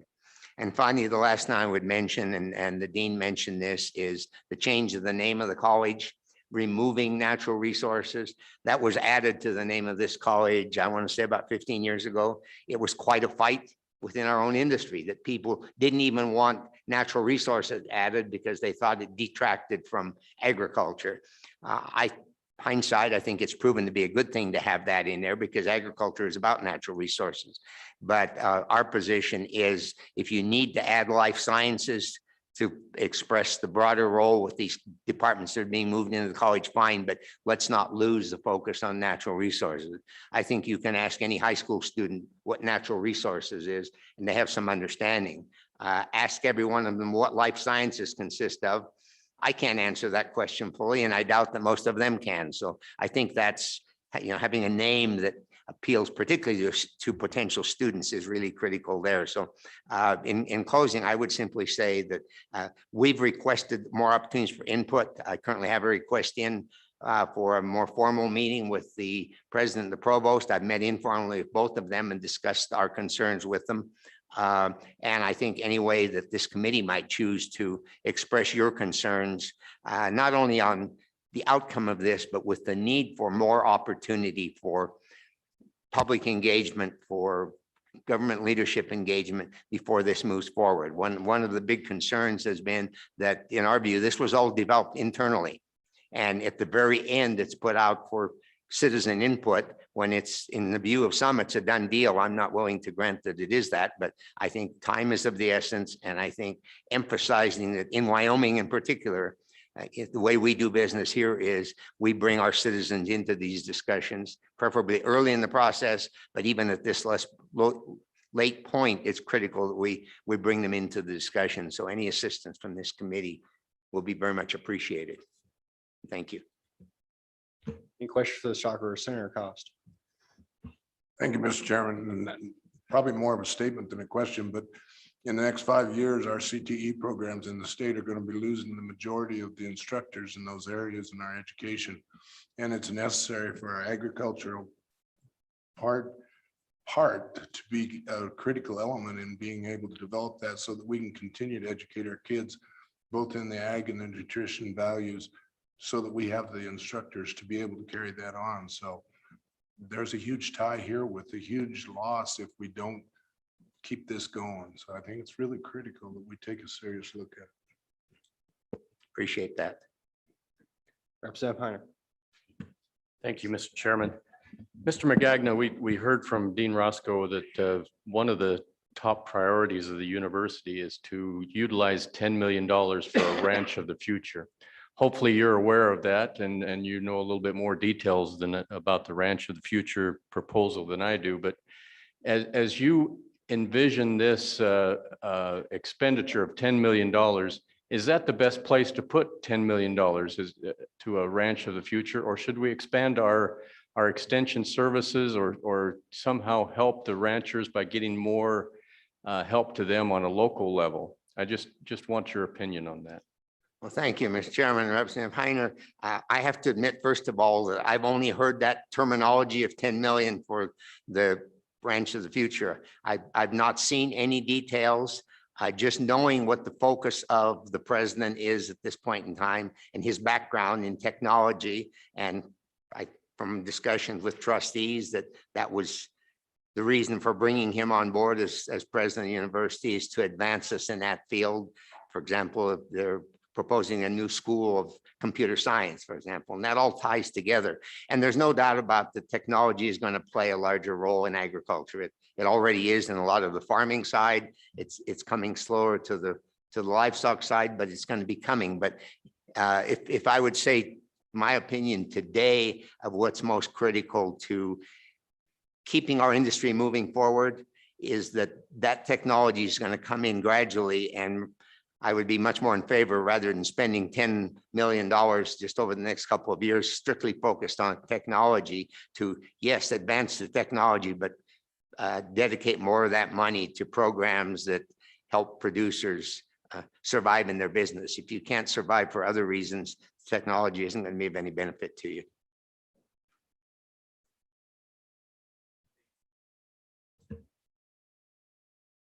Senator Bouchard. Thank you, Mr. Chairman. It's not so much a question I have, but look, I've got into tangles with lecturers or professors. I mean, one of them was a marketing professor, and it was about how to sell coffee in a way that maybe would appeal to people in San Francisco. And that's the problem, is we have ag students that would be mixed into that marketing. And while we have, I mean, there's a whole industry in ag where we want the tops in the top students in marketing and ag, business, agribusiness. And the whole world is going to this war on real food. And that's what we're missing here. This committee, I think, needs to really look at what's going on in the world. And we need to pioneer ag business, because what's happening, if you go to UC Davis, you'll see all of this where they're talking about cow farts. And we need to do something different. If we're going to spend the money, we need to get the bang for our buck. So I think we've got programs at UW. Look, I look at their medical program. I don't think we have any business being in the medical business because what we're doing is we're doing a residency program and we don't have a medical school. Why would we do that? Why would we do that when we have ag business here in our state? We have a vast amount of people that are in the ag business in our state. And here we are recruiting residency students to come be in our residency program. And that costs a lot of money. And those students aren't the ones that are top grades of their classes. They're coming to this residency program because they won't accept them somewhere else. And so we really need to look at what we're doing here as we move into this new world where they're pushing fake food, making farmers and ranchers look like they're the bottom of the food chain when they are the top of the food chain. I mean, and that's, so I just want to, I think everything that's been said here, really look at what's going on. I mean, this professor that got in a tangle with me was a registered Green Party guy. And when you look at some of the things that he was teaching that marketing class, it wouldn't work in ag. And so I hate to see our ag students that want to have marketing go into that marketing in combination with the ag. We should have strong marketing in ag in our ag department. It should be agribusiness across the board. TOPS, where people come and recruit people from Wyoming, University of Wyoming into ag instead of UC Davis and all. I mean, UC Davis has a lot of ag programs across the state and they have a growing valley there in Central Valley. So it makes it kind of conducive for that business. I think in Wyoming, we have a whole different climate. I mean, a whole different part of the country that UC Davis people wouldn't know anything about how to grow in our region. They wouldn't know how to do anything at high altitude. And so anyway, I think we need to really pool our resources in this committee and make sure that this doesn't go in a direction that we're going to look in 5 years and say, what happened? So anyway, thank you. Mr. Chairman, not a question, but I would offer a response. I appreciate those comments. And again, speaking personally, I interact with several different colleges at the university on different issues. And I'm concerned, certainly not in the College of Ag and not across the board, but there is an element evolving at our university that doesn't see ag as having a role in our future as a state. And I think we have to be very, very active in countering that. Yeah, certainly. And in follow up off that, I think there's been some discussion as to the ways that legislature can ensure that the land grant mission is the priority. I think even a few years ago, we came about 2 votes away in the Senate from having basically split up the block grant. And right now, it's just a single check the university. The board of trustees decide it could go to athletics, could go to that activist college professor, maybe at the College of Law. We've heard about that, or In another the middle of that one. right. Yeah. And so what would you think about that possibility of splitting up the block grant, saying you got X amount university for engineering, agriculture, military sciences, and the rest goes to everything else? Mr. McGagnon, do you have a perspective on that? I do somewhat, Mr. Chairman. I'm not ready to take a hard position on it. I could see that we may come to a point where there's value in saying within the block grant, we're going to designate certain things that have to happen. As I recall the discussion from a couple of years ago, at least part of that discussion was having the legislature just do a separate appropriation for the College of Agriculture. That one made me nervous, frankly, because that was great if the legislature is favorable to that, but then that makes it too easy for agriculture to become a target of future legislatures to say, well, we need it someplace else. We're not going to put it in ag. So I think there's a balance to be achieved there, but I wouldn't take anything off the table from further discussion at this point. Right. And that's, I'm looking at this letter, and at the end of the day, it's just a letter. And I'm thinking we might need to have other tools in the toolbox, especially for our meeting in October, which I believe might be after the Board of Trustees makes the final decision, but I have to check. So, any further questions for the stockbrokers? Any further questions? Okay. Thank you, Mr. Chairman. Thanks, sir. Any further public comment? Once again, if you're online, go ahead and raise your hand. We have the Farm Bureau, Mr. Moline, come on down.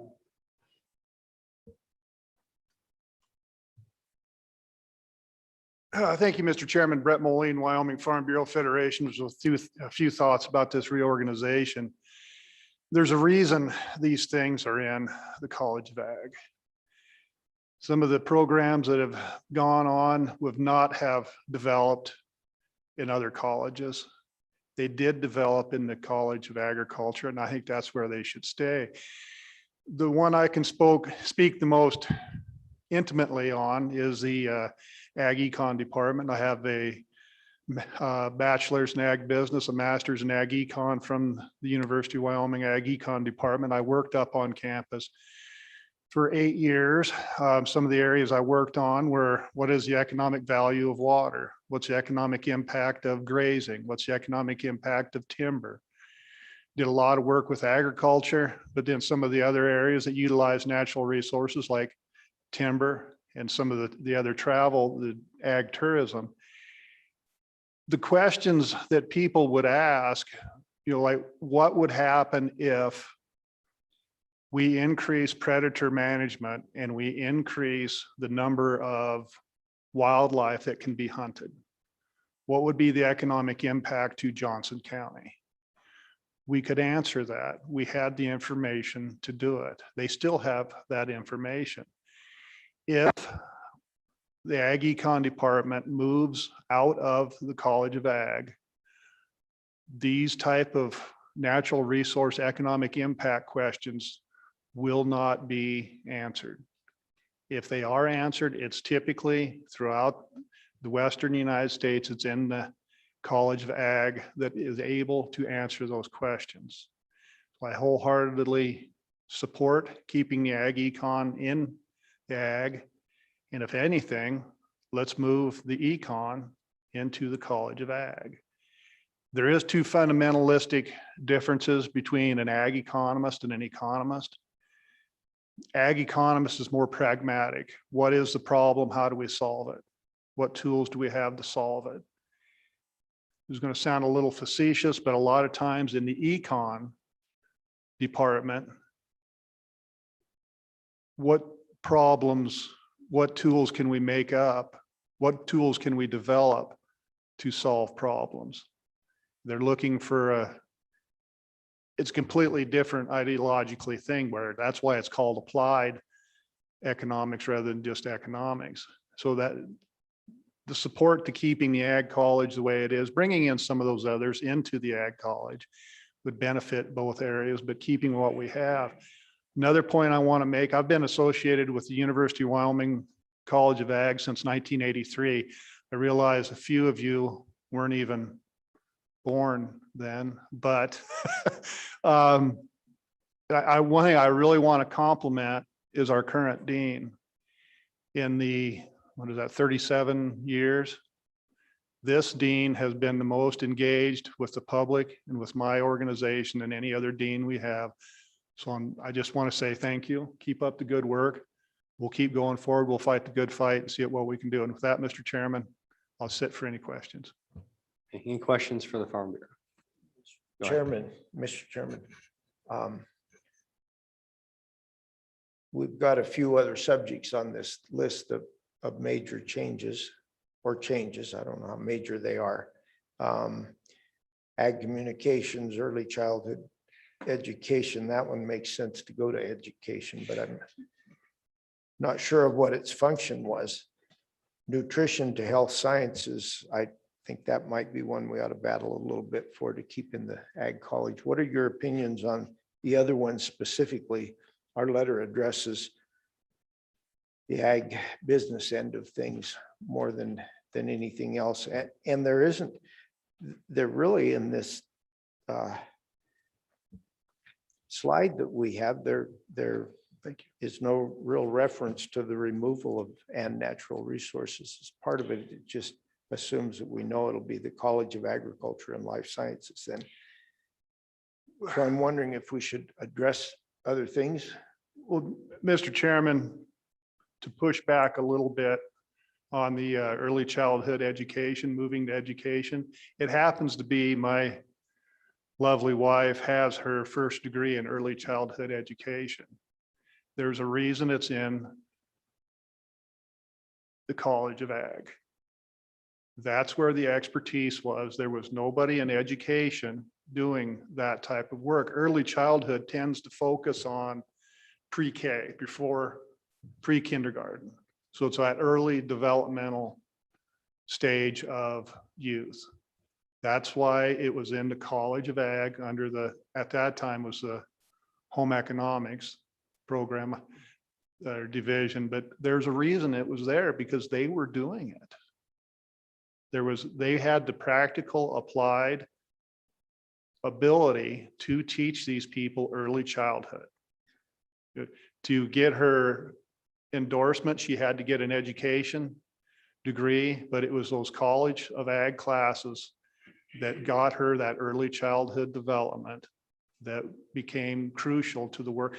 She's an early childhood special ed instructor now, but it was at Ag College that got her that background to do the work that she's been doing now for 20 years.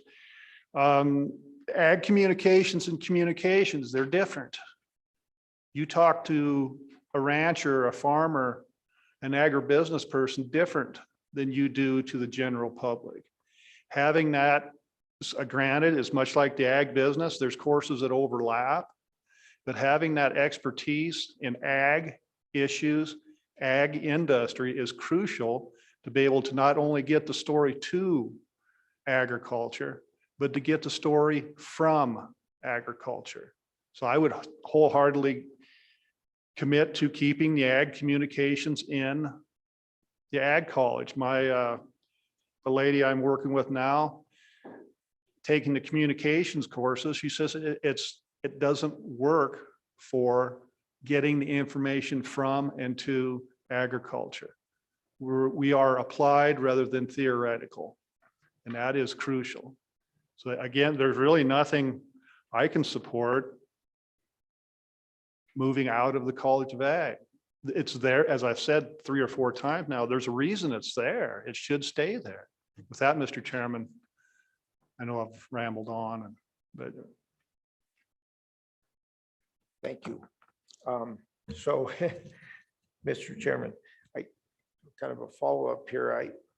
A person has to wonder how many of these little battles we want to get into in order to get what's most important to us. We agree that ag business needs to be in the ag college. And I didn't know, you're giving me more history on the early childhood education, and I can see why that develops in another department. You've got the right personnel. I'm not sure that couldn't be transferred. What I'm concerned with is if we try to battle with the trustees, that's mainly who we're going to be addressing this to, even though it's a trustees. We may dilute our initial request with ag business. Mr. Chairman, if I had to prioritize, I would say keeping the ag econ in the College of Ag is probably the highest priority. The second priority, I think moving some of those other on point number 1, the zoology, physiology, botany to the College of Ag is not a bad idea. We work in that area a lot. There's going to be differences. I mean, what they do over in the College of Science is different than what we do in the College of Ag. The question will become, moving it into the College of Ag, we can keep the agricultural priorities. If we move it over into the other areas, the agricultural interest will probably likely get diluted and over time eliminated. So I guess to prioritize that, those would be the 2 highest. But I understand, sir, you have to pick your battles. Those would probably be the 2 highest priority. I think one would strengthen, the top one would strengthen the ag college and probably strengthen the whole study area.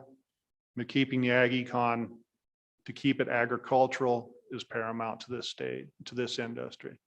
That, Mr. Chairman, I'll sit for any other questions before I start rambling Any more. more questions, committee? Okay, thank Thank you you. very much for your testimony. Any further public comment?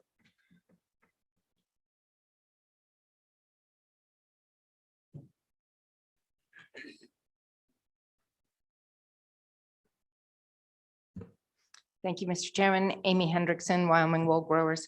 I want to be quick in interest of time. Obviously ag economics is important to us as well, but Mr. McGagna's comments encompassed a lot of what we would say. But I think that there are a couple of other things. I would like to address the comment that was made by Senator Bouchard about the perception of agriculture.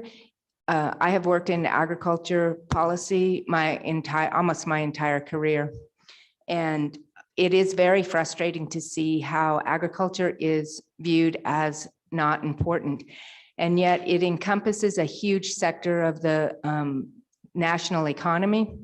It is considered a critical infrastructure because it provides food and fiber to our citizens, and that is a national security issue, and it is key to reducing food insecurity, which is defined as not having enough food for a healthy diet each day.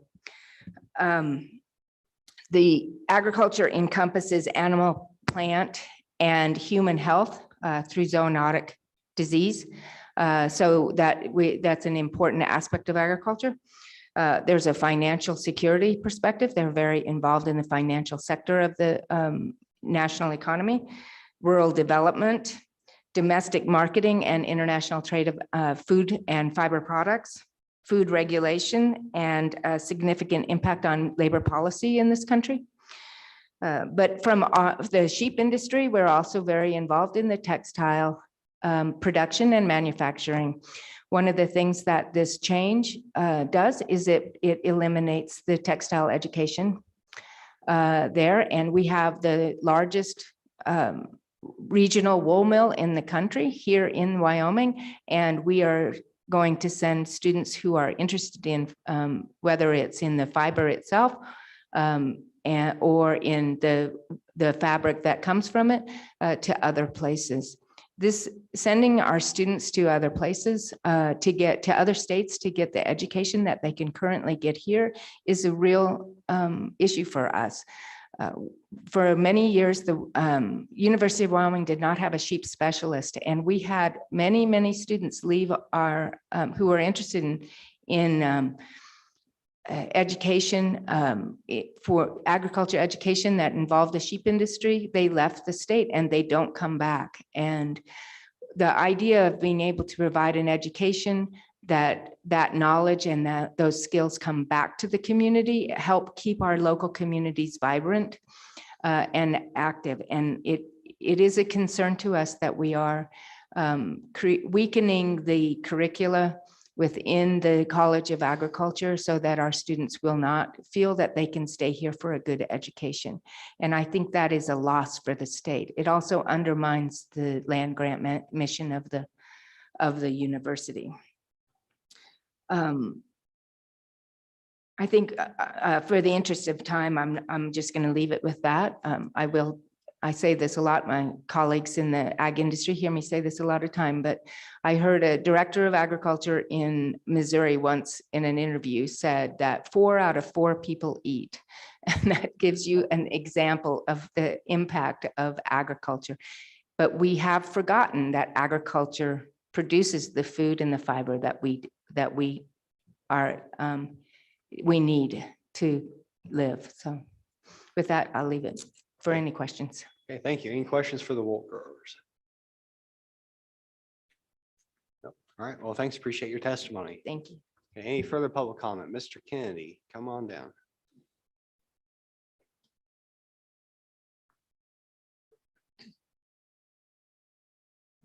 Keith Kennedy, and I won't list a whole group of groups. We too would like to see the Ag Econ department stay within the College of Agriculture. I too am a ag business graduate from University of Wyoming. There's a huge difference, and Mr. Moline pointed this out, between applied and theoretical. And I would also mention that I'm kind of a late bloomer, unless you want to think that I'm 20 years younger than Brett. At the time that I graduated, most of the ag business majors were able to find employment, whether they were going back to the farm, or many of them actually went into other industries because they had a skill set to make decisions, unlike many folks from the College of Business with very similar business degrees, where Ag Econ equips people to go ahead and make decisions. And it allows them to focus on what other more technical things are. A couple other things that I'd point out, we hadn't discussed much how it works with the other departments in the college as far as the research that those other departments do as well. If you read papers from folks that are in plant science, animal science, what have you, many times you will see that someone from the Department of Ag Economics has collaborated with them. And those also tend to be the things that have more practical impact for the state of Wyoming, whether it's for producers. And I'd also add that flexibility, having it there in the College of Ag, allows those students to focus on things like agronomy or animal science or even nutrition. And I don't see those folks, whether they're Wyoming kids or whether they're coming to us from other states, because I think we also need to remember this focus is being lost some other places, and there are farm and ranch kids that are seeking out the kind of education that they get here at Wyoming.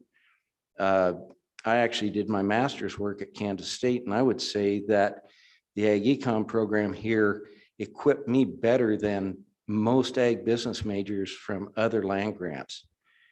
And with that, I'd welcome any of your questions. Any questions for Mr. Kennedy? Okay, thank you, sir, for your Thanks. testimony. Any further public comment? Anybody online? Nobody? We don't have anybody online, no? Okay. Mr. Chairman, we do have Mr. Eric Webster with the university on, if you want to hear from him. Dean? Is he supposed to testify or? Eric Webster is our new agriculture experiment station director. I don't know, Eric, would you like to introduce yourself to the committee?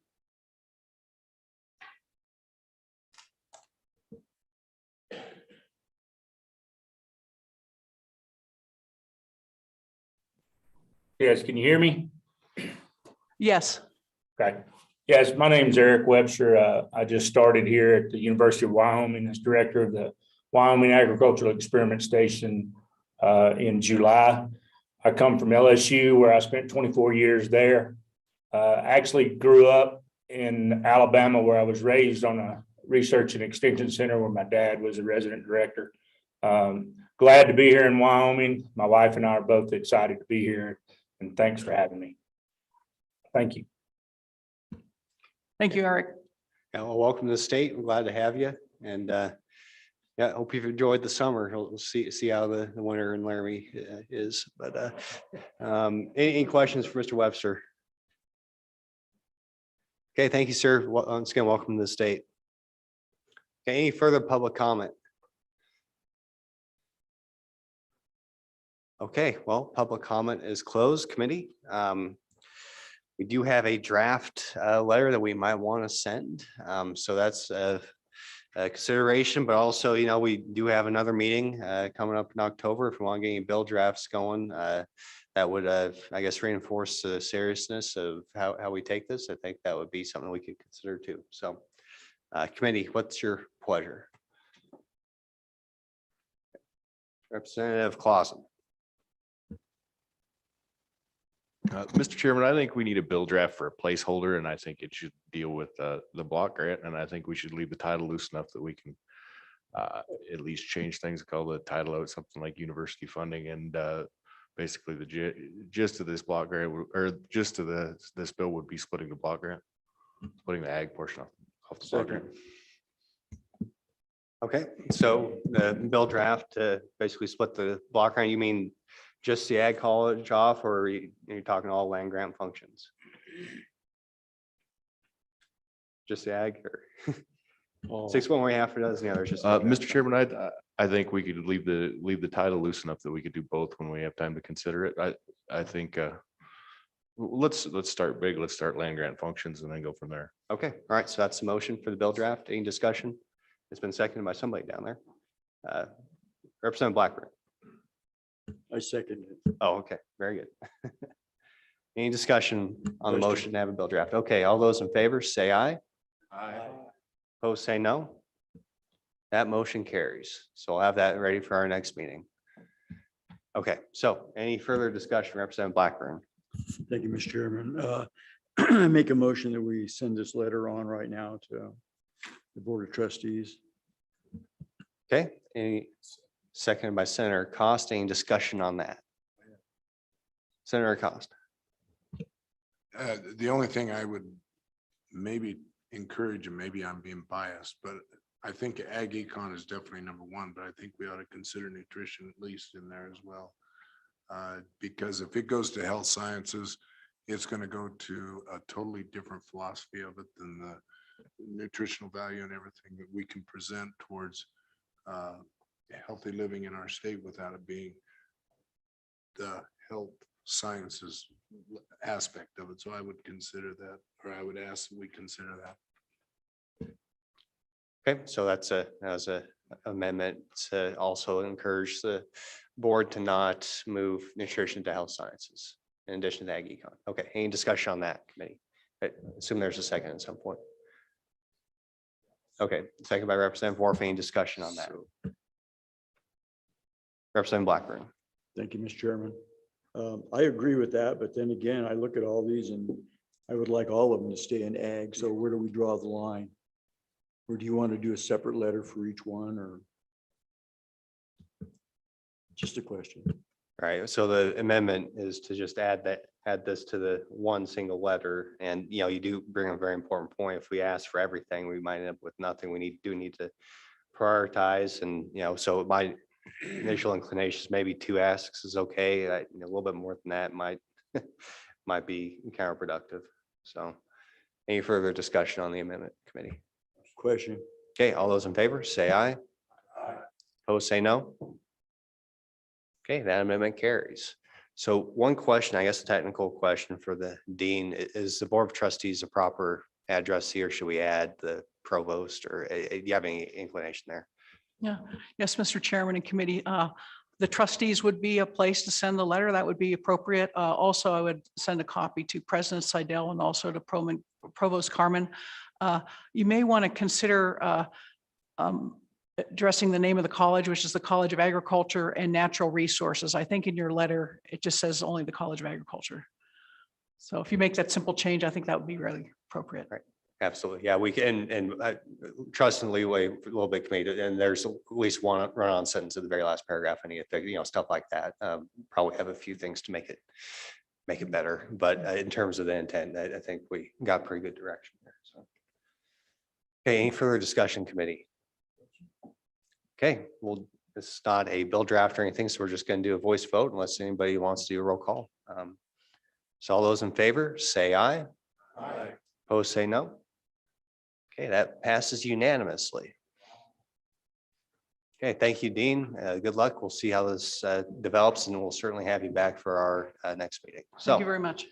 what do you know? It's 11 o'clock exactly, committee. I guess we can get this final topic, was now the final topic, with livestock water on federal lands. So we'll see, do we have Senator Hicks available?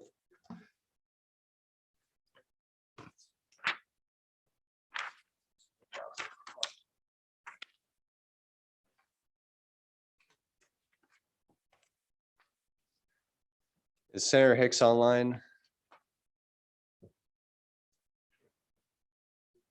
Yeah. We could, I mean, yeah. Yeah, we do have our federal agency, so we can, I mean, we can take some testimony for sure, and then we can see what we want to do with the bill draft. Yeah, we do, and we have our state engineer and everybody, and that may be disrespectful to everybody who came, so, okay. Mr. Lanning, you're up.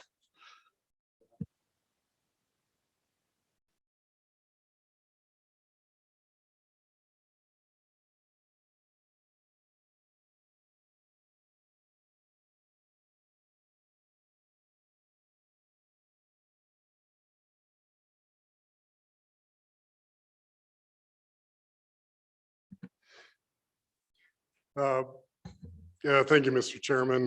Members of the committee, good morning. Appreciate it. I'm Greg Lanning. I'm your state engineer, and I'm also the director of the state engineer's office. And I've followed this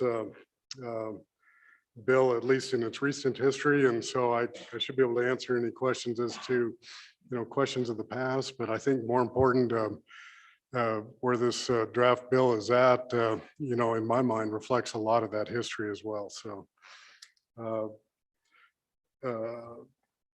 my perspective will be related to the MOUs that we talked about in this, as well as answering questions related to the latest bill draft. And also, Mr. Chairman, if and when you get to working the bill in any way, I've got some comments and suggestions that the committee may want to take as well. For a bill or a similar bill to this started back in 2010, and I will be brief, even though I'm starting with 2010. The only intent there was that this one was discussed well back, and if Senator Hicks were here, he probably would speak to that as well.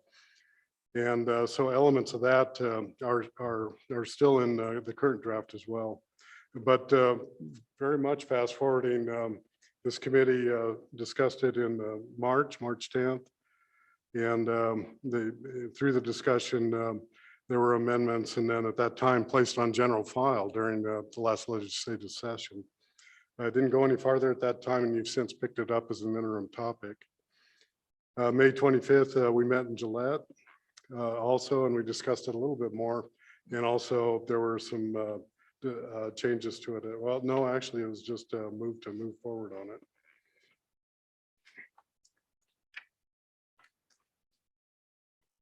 The bill and the concern, I do have one line that I made in my notes as to if Senator Hicks were here, and I don't know that he would mind me repeating this, is that at this point, he's looking to accomplish one thing, and that is put into statutes to codify the requirement for joint filing of water rights with permittees.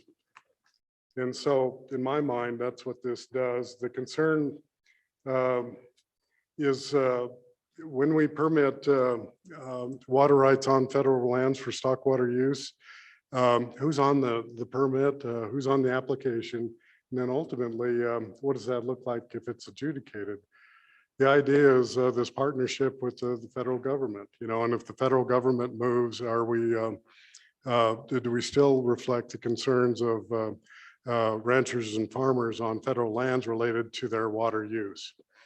In the Gillette meeting, we talked a little bit about in the state of Wyoming, we're a little different, that these and other water rights are pertinent to the land.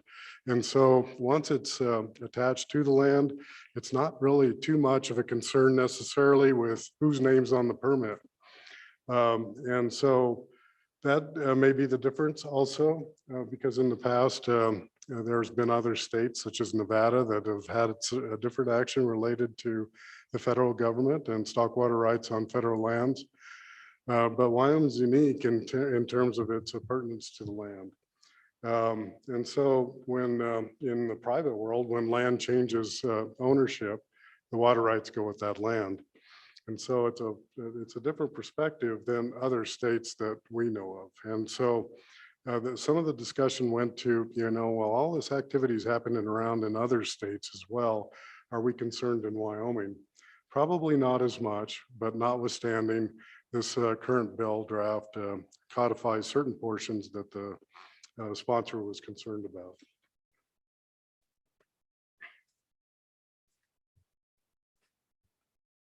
Also in your packet, I noticed there was written testimony related to Forest Service, U.S. Forest Service. We have currently 2 MOUs with the federal agencies, one with the BLM and one with the U.S. Forest Service. The MOU with the U.S. Forest Service expires at the end of this year. This one's a 5-year term. The one with the BLM expires next year. However, we do include both in the discussions of the MOU as well as this bill draft as to how to handle them. There's also been discussion or questions related to, well, how do the MOUs work? How have they worked? And in our research, we found that they work very well in Wyoming, that we do have a good relationship with these 2 agencies, in the past related to that. The MOU also gives us certain flexibility to, work through the intricacies of those particular circumstances related to certain water rights on federal lands. Notwithstanding this codification in particular, I don't think encroaches on that very much. It just simply restates what's in the MOU. Even if this bill is passed and goes all the way forward, we'll still have a need for the MOUs in both cases because they extend beyond stock water on federal lands, for instance. And then, therefore, my guess is this MOU, we'll just simply incorporate whatever action we take here on this bill in particular and what you ultimately pass. We'll just simply reference the details of this particular bill in that next MOU. That's all I've got, Mr. Chairman, unless there's questions. Hey, Mr. Lane, just so I understand correctly, right now, the way that this works is you just issue the permit to the federal agency and there's no involvement from the permittee who will be putting that water to beneficial use. Is that, or no, nothing official, or what's the current status? There's a matrix as to how we approach it. There are certain applications for water on federal lands, and a good one would be in a campground, for instance. They just simply want to develop a water well on federal lands for a campground on Forest Service. That one in particular wouldn't have any other co-applicant to it. The more important ones and the ones we're concerned about are lessees or allotments on federal lands. Those are co-applicants and will tend to be co-applicants in the future. And we do handle that in the MOU. And so you'll see that reflected also in the statute. There are circumstances then when we want to, anybody can apply for a water right on any lands. And so you don't have to be the owner of the property. You do have to work out agreements and negotiate easements and those kinds of things if you're going to do that, by the way. But there are cases where water is developed on federal lands and then it's used on private lands. Those are circumstances where there's co-applicants as well. And those will continue. And I think that about covers it. We have a matrix developed, and I can certainly provide that in the future as to the different types of applications that maybe come before us as far as co-applicants are concerned. And so what would this bill change then? This bill just simply takes yeah, you can see that it's very simple, and it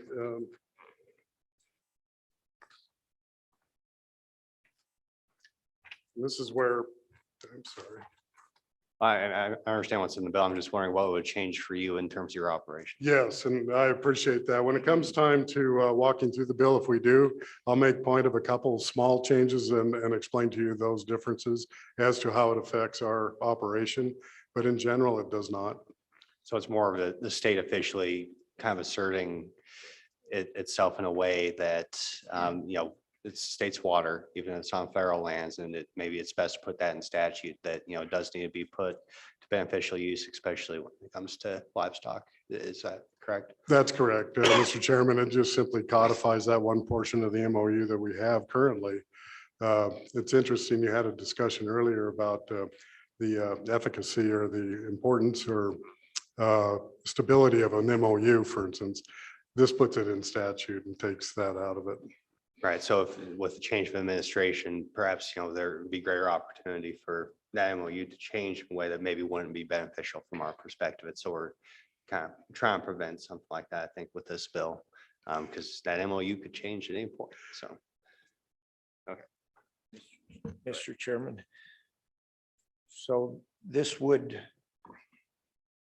bill would just be retroactive. It would, excuse me, it wouldn't affect previous permit applications and permitted water rights that are on, that leases have, or could they come to your office with this change? Can they come to your office and get their name put into that water right that's existing, that's only in the federal government's?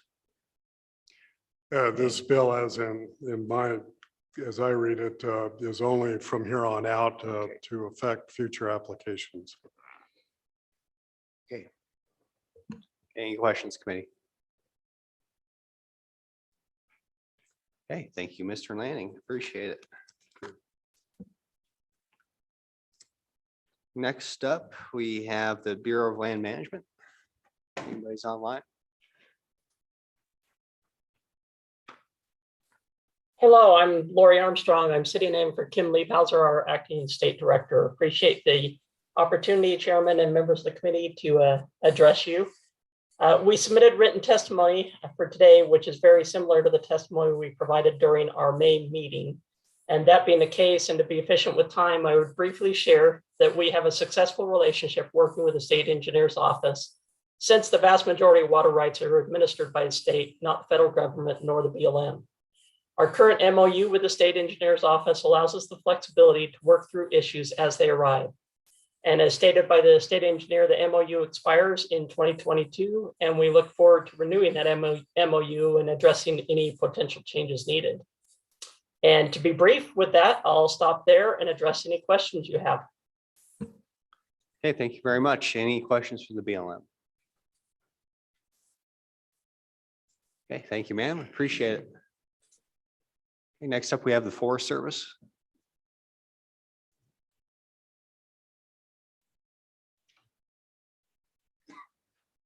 Good morning, Mr. Chairman and members of the committee. Just want to make sure you can hear me okay. Yeah, we can hear you. All right, great. Thank you. Well, my name is Tim Garcia. I'm the acting deputy regional forester for the Intermountain region out of Ogden, Utah. And just want to express our appreciation to participate in the hearing and to echo State Engineer Lanning's value and importance that he referenced, that relationship that we have with the state engineer's office and the coordination that we have under the framework of the MOU. Grazing on National Forest System lands in Wyoming is an important use that was codified in the Organic Act, and we feel that it's important that we work closely with the state engineer to assure that the water resources available, not just for grazing, but for other uses, whether it's campgrounds or other activities that are permitted on national forests, are done in coordination with the state engineer's office. And so we appreciate, again, the opportunity to testify, appreciate the input being considered from our May 25th participation, and largely are comfortable with the language and the changes in the modifications in the legislation proposed from that time to now, and really want to look forward to working with the state engineer's office and with you all in developing and renewing that memorandum of understanding that really assures early communication on and coordination on water issues on the national forests in Wyoming. So with that, I conclude my oral statement, and there's written testimony that have been submitted to the committee. Thank you. Okay, thank you, sir. Any questions for Mr. Garcia? Okay, well, thanks. We do appreciate it and appreciate your ongoing cooperation with the state engineer's office. Thank you.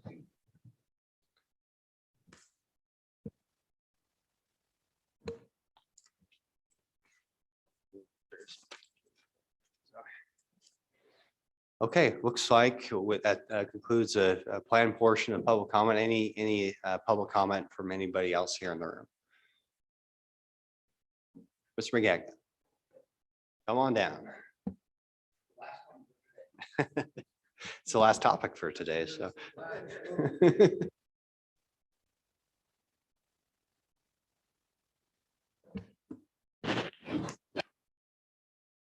Thank you, Mr. Chairman. First, I would echo the previous commenters. I believe that the MOUs have worked very well to address what were some serious issues that had arisen prior to the development of those. And I believe that this bill certainly serves to provide a foundation for those MOUs to continue moving forward, not a substitute, but a foundation, and we certainly support it.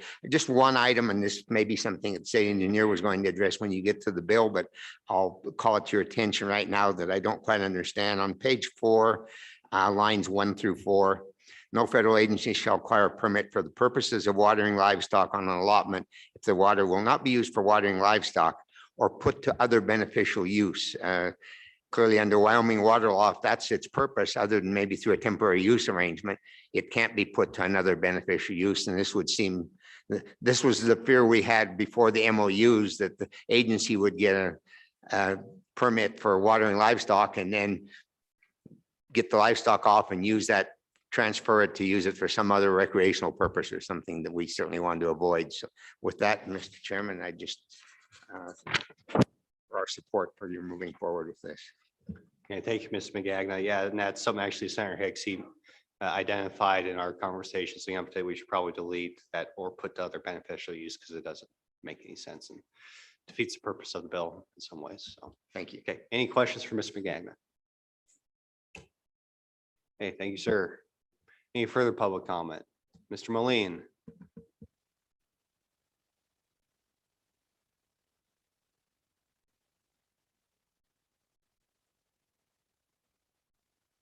Once again, Brett Moline, Wyoming Farm Bureau Federation. I will try to be much briefer this time.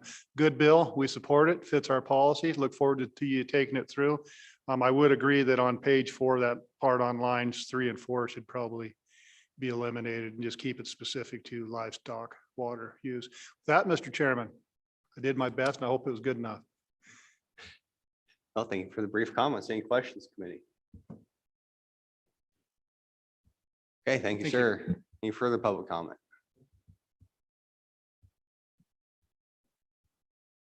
Okay, anybody online, if you want to testify, raise your hand. Okay, any further public comment here? Going once, going twice. Public comment is closed. So with that being said, we do have a draft bill. Maybe Heather could come up and go over it alongside Mr. Lanning, and we'll go from there.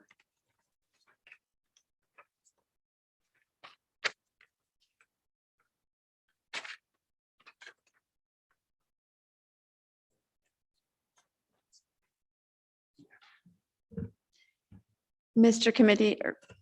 Chairman, committee. The bill before you is 22 LSO-0047, working draft 0.4. And this is water permits regarding livestock on federal land.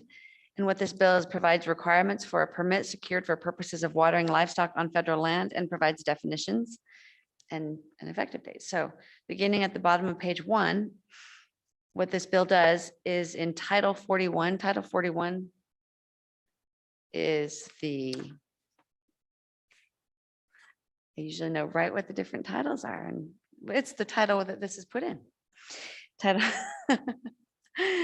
It's the water. There we go. Thank you. It's the water section. Great. It's the water title, the water title of the of our statutes. And this creates a new statute 41-3-116. And that is going to be about permits for watering livestock on federal land. And it seeks to codify, as was described, some of the information that has been the practice. So on page 2, begin the definition section. And these definitions are, some of them cross or coordinate with federal definitions. So there's allotment, animal unit month, referred to also as AUMs. Federal agency specifies that in this instance for this particular section, it means the United States, the President of the United States, and any department, corporation, agency, or instrumentality heretofore or hereafter created. This is a bunch of big language, but that's how it was in the bill before. So it's expansive on its federal agency definition. A grazing permit means a document authorizing livestock to graze on an allotment. Oh, and I kind of skipped over the allotment, but the allotment is a specific definition, meaning it is a designated area of federal land available for livestock grazing.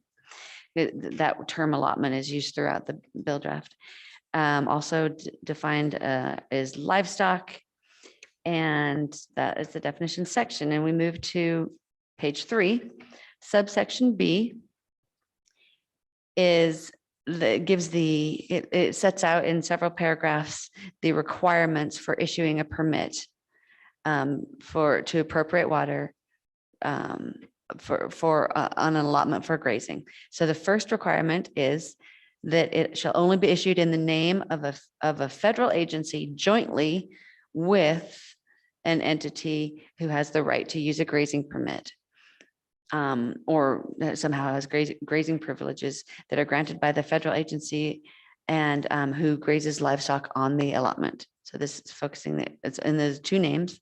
Paragraph 2 is it shall only remain valid if the permit is put to beneficial use within the time specified on the permit. And 3, it shall be appurtenant to the allotment or land on which the livestock is watered. So it stays with the land. And paragraph 4 is that a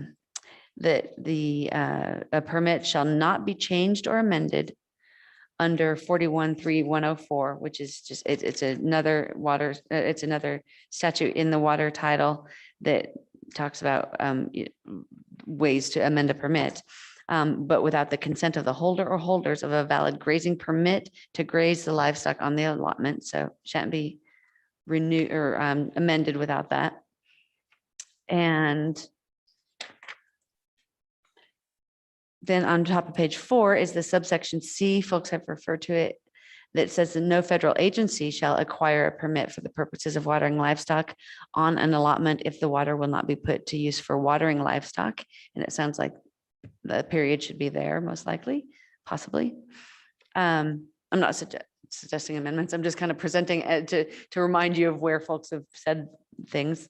The subsection D provides that a permit that's issued jointly in the name of the federal agency and permit holder can be transferred to a different person or grazing association that relieves the allotment or grazing permit on the federal land, but they need to put their name change through the state engineer's office.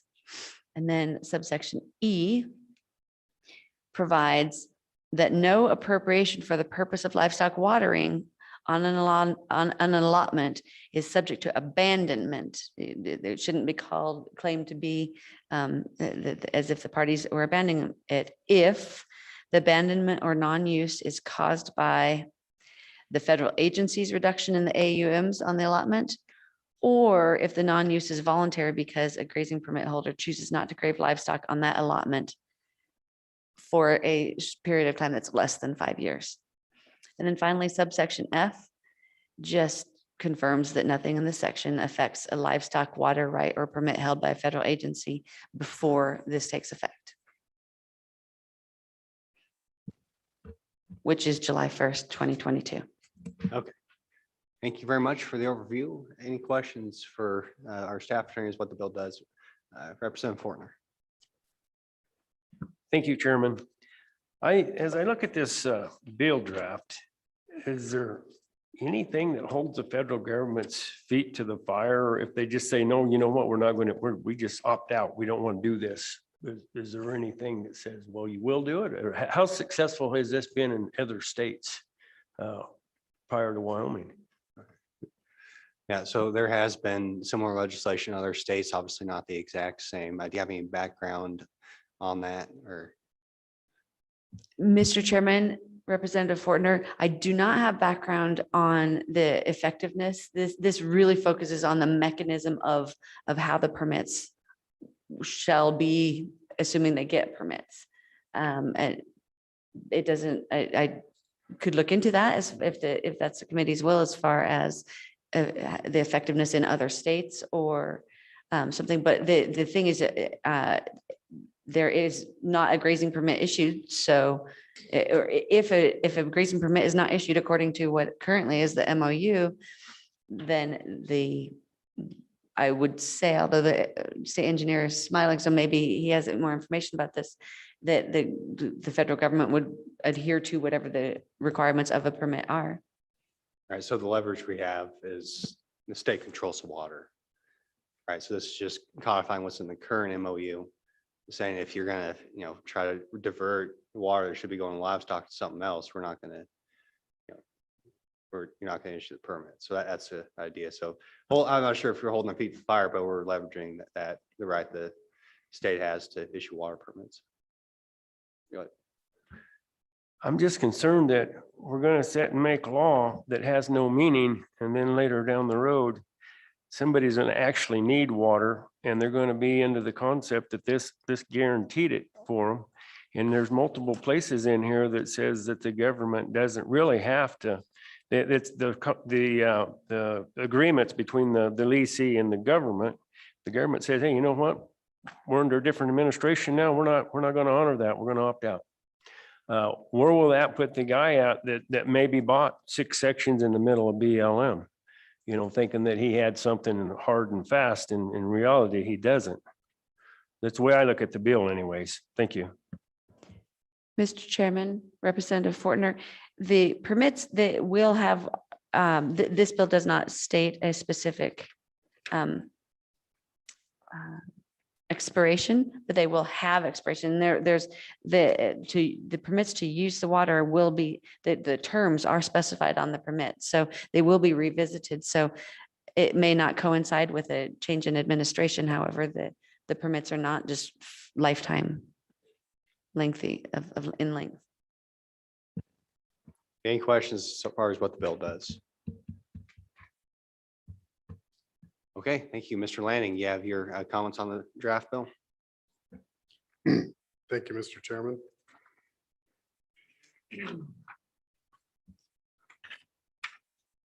On page 3, to begin with, Mr. Chairman, can you help me in the online draft I had? I think it was a line off from the one I picked up at the table. So for instance, line 6 begins with Romanet I, only be issued in the name of. Is that correct? Yeah, thank you. So on that same page, on that same paragraph, line 8, the grazing permit, so reading through that, who has a right to use a grazing permit or who has authorized grazing privileges granted by the federal agency and who grazes livestock on the allotment. This in our minds redundant. And you may not need that section after the or. And it's also in the definitions. And so it would be our recommendation maybe to strike out or who has authorized grazing privileges granted by a federal agency and who grazes livestock on the allotment. Is there a question there? Is that? Oh, that sure. fair? No, that Do you want makes me to run through? sense. It seems to me it might be a catch-all to, if the case there's some other type other than a permit, but Heather, do you have any comments on that as to why that, that additional language is there? Mr. Chairman, the first part of that is first someone who has a permit. So they have the right to graze, but then the last part that was just pointed out is and who grazes livestock on the allotment. So someone who has the right to graze, and then that second part is someone who's authorized in some way and who grazes there. So it is a catch, as the chairman described, it's a catch-all for some situation. I'm not seeing that situation in the definitions. If I may, Mr. Um, Chairman, I'll speak to it a little as she's looking more broadly to that. I like the example of somebody bought up 6 sections in BLM, for instance, and was expecting to have water that went with that. And that's the beauty of Wyoming law, is that the water does run with the land. And so you shouldn't have any difficulty at all. It's not about the who, it's about the where. This portion of that and this phrase that we're talking about also would be authorized. So who has authorized grazing privileges granted by the, well, once again, it's about the well and where it's at in this case, that it runs with the land, to begin with. The other part of that, it would be difficult necessarily for us to enforce that or track necessarily, the transfer of those grazing privileges, so we'll do what we do our best. We do our best on a lot of things related to those agreements, as well as the names on the permits, by the way. But often we don't have up-to-date records on the names and those permits, but we do know that it runs with the land, and we do have those records. And again, that's what kind of armors us against other states, or as we compare ourselves to other states. That's the beauty of Wyoming water law. So the committee may consider that yes or no. That's just simply our comment and our review. Okay, that's it. Sure. On lines 12 and 13, remain valid only if the permit is put to beneficial use within the time specified. This too is also redundant and covered elsewhere in statute. Specifically, it's covered in 41-4-506. So I think you may strike that as well in terms of its redundancy. Down below, beginning with line 18, not be changed or amended under statute 41-3-104. The change statute is indeed 41-3-104. To amend, however, you need to refer to 41-4-514. So it's just a minor change to be a little more specific as to how you amend. So it could read now, not be changed under statute 41-3-104, and then insert or amended under 41-4-514. Just kind of cleans it up and gets you to the right place. Okay, so if I understand that one correctly, you changed it only under 41-3-104, but you amended under 41-3-514. Is that correct? I'm sorry, 41-4-514. Mr. Chairman. Okay, gotcha. Okay.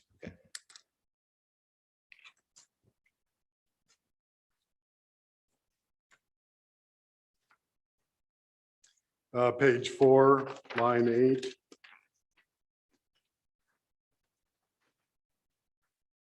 It reads, and a grazing permit holder under this chapter may be transferred to a different person. It probably should read section, so it stays within this section. We don't want you to get too far into the chapter and find some other conflicting. So again, on first sentence or first chapter, I believe should be changed to section. On the same page, number 4, line 17, Romanet I. The abandonment or non-use is caused by. You could strike the abandonment as being redundant. In the paragraph above that, it speaks to abandonment, and then this makes it consistent with Romanet 2. The non-use is voluntary. So in Romanet I, back on line 17, if you struck abandonment or, then it would read the non-use is caused by in whole or in part. This then makes it consistent and still gets to the abandonment. In other words, you can drill down and find exactly how to abandon. It's the non-use that we're concerned with. Those are all the changes I would recommend to the committee. Okay, so on that last one, if you read that paragraph E above it, it does talk about abandonment or partial abandonment. So why would we be, to me, that's not redundant. It's consistent with the way that the language works. So you have to read it as if it's one full-on sentence, paragraph E would be no appropriation for the purpose of livestock watering on allotment is subject to abandonment or partial abandonment if the abandonment or non-use is caused by federal agencies reduction in AUMs. To me, that's a very consistent sentence, not a redundant one.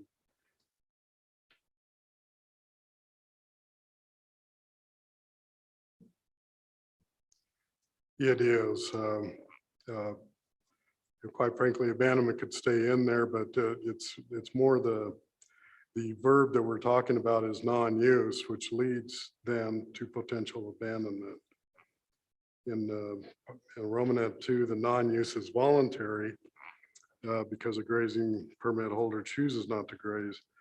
It's just in the introductory paragraph, at least in my mind, and then chapter E, paragraph E, it's subject to abandonment or partial abandonment if non-use. I guess that's where the redundancy comes in. It could stay in there easily. I don't know. Maybe you have a comment on that. Go ahead.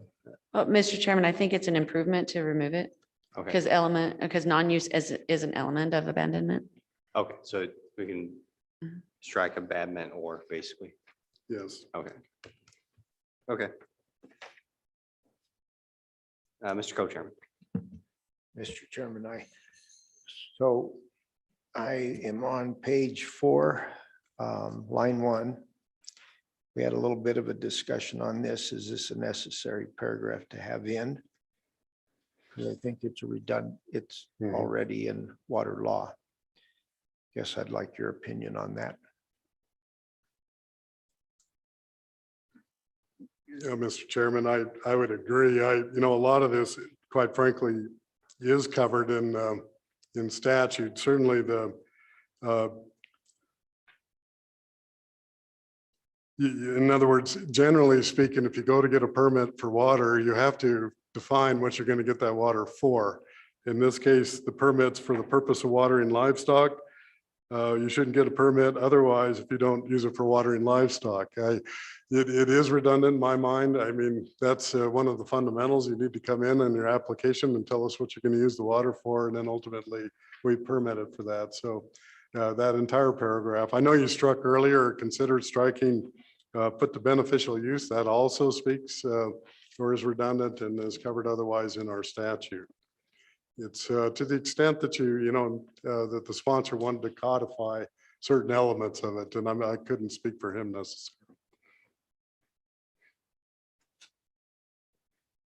Any further questions, committee? Nope. Okay. Well, thank you very much. Go ahead. Mr. Chairman, there was one thing that did on page 3. There's an errand and on line 14, which needs to just be deleted, which would and ought to have been in the review process. Because when there's a shall up above on the line 5, all of those are required. Right. And the and's in the wrong place, first of all, and then second of all, it's not needed. Okay, gotcha. Very good. Thanks for the catch, Mr. Chairman. Just for clarity, page 3, line 18, we're talking of changing this because there's a difference in change and amend. Could I get the statute number? I'm not sure I've got the right number down for the amendment part. Thank you, Mr. Chairman. It'll now read, or what we discussed to potentially be read as not to be changed under statute 41-3-104, and then insert or amended. So this then speaks to amended or amended under 41-4-514. 514. Correct. Okay. Any further questions to the agency or to our staff? Okay. Representative Larson. Yes, Mr. Chairman, I probably need to say I do work for the state engineer's office. So I have big concerns on this bill, but I do want to mention that we do have a Board of Control member here. And I just wondered if I think it would be good to hear from from the Board of Control and maybe one of the members that have been a part of that for many years, you know, up to Okay. 20 years. So we'll see public comment. We'll reopen it at the request of the committee. I hope so.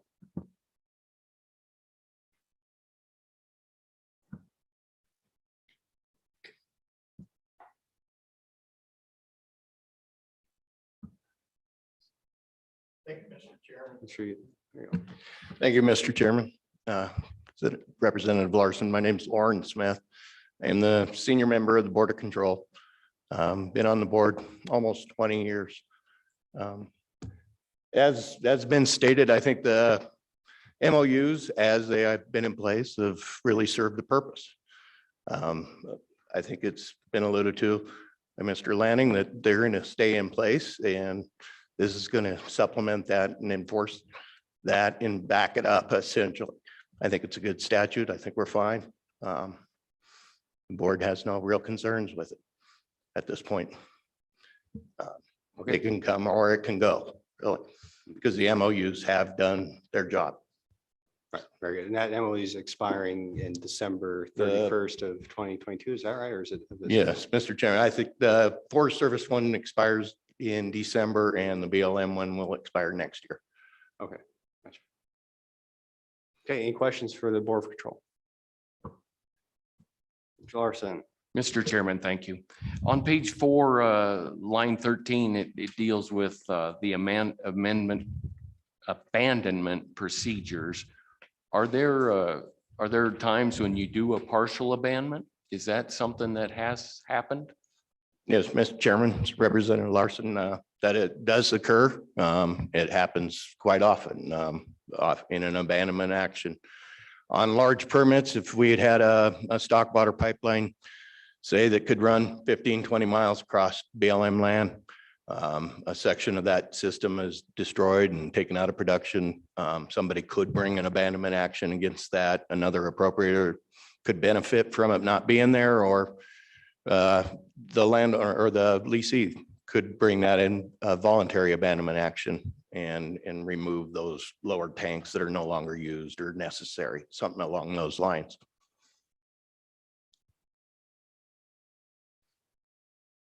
Any further questions, committee? Okay, well, thanks for being here. Appreciate your testimony. Thank you. Okay, so we'll go ahead with that. We'll go and close public comment again. Committee, what's your pleasure? Moved by Senator Cost. Second by Representative Eklund.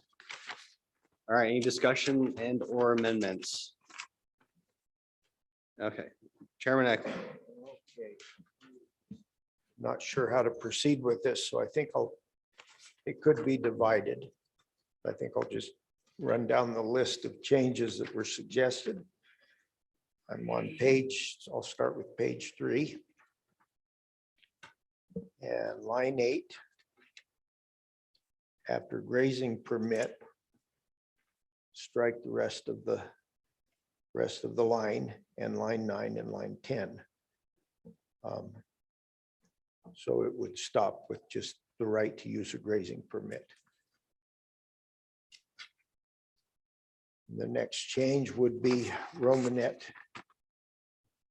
II, and it would be the whole thing would be taken out because of redundancy. And then on page 3, line 18, we would reword not to be changed in statute 41.3.104, and then insert or amended under 41.4.5.14. Without, and then it reads the way it did on the rest of that paragraph. And then we would strike, because of redundancy in the law, on page 4, the paragraph C. So it'd be 1, 2, 3, and 4, those lines would go away. And then on page 4, line 8, instead of chapter, we would have section. Be a word change. I think that's all of them that I can remember. Line 17. You know, we were unclear on line 17. Oh, yeah, okay. We went back and forth on line 17. I'll go ahead and abandonment may well be redundant. We decided, I think, our experts did. Okay. So we would remove abandonment. Or the non-use is, and that's how it would read. The non-use is caused by.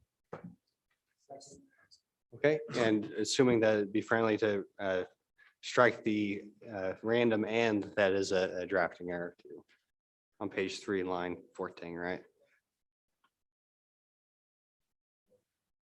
It's just a grammatical change. Okay. Page 3, line 13, excuse me. So. Oh, you did? Okay, that's right. Never mind. Okay, so we're good. Okay, cool. All right, so amendments on table. Committee, what's your pleasure? Any discussion? All those in favor say aye. Aye. Opposed, say no. That motion carries. We're back on the bill. Any discussion, committee?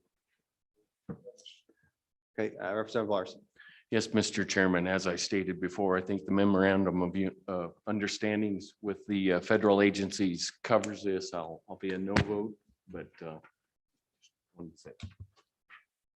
Okay, any further discussion, committee? Okay, seeing none, question being called. We'll call the roll to sponsor this amended bill in the next legislative session. Mr. Chairman, this is a roll call vote for 22 LSO 0047, water permits livestock on federal land as amended. Senator Bouchard. Senator French. Senator Cost. Aye. Senator Wasserberger. Representative Blackburn. Representative Clausen. Representative Portner. Representative Heiner. Representative Larson. Representative Western. Aye. Representative Worf. Representative Winter. Co-Chairman Eklund. Chairman Boner. 13 ayes. Okay, well, ladies and gentlemen, is there any other business we want to take care of before we adjourn? Representative Blackburn, do you want to stay here for a little bit longer, or are you ready to go home? You know, I think I could stay here probably until tomorrow morning if you want to pay for the room. Okay, so any further business, ladies and gentlemen, or I guess it's just gentlemen, this is the last time we have to get another bill draft going for our committee meeting. If not, okay, we are, Senator Bouchard. Thank you, Mr. Chairman. I'd like to bring back the idea of doing the bill draft. So we have a secondary bill, so we can address the wild horse issue.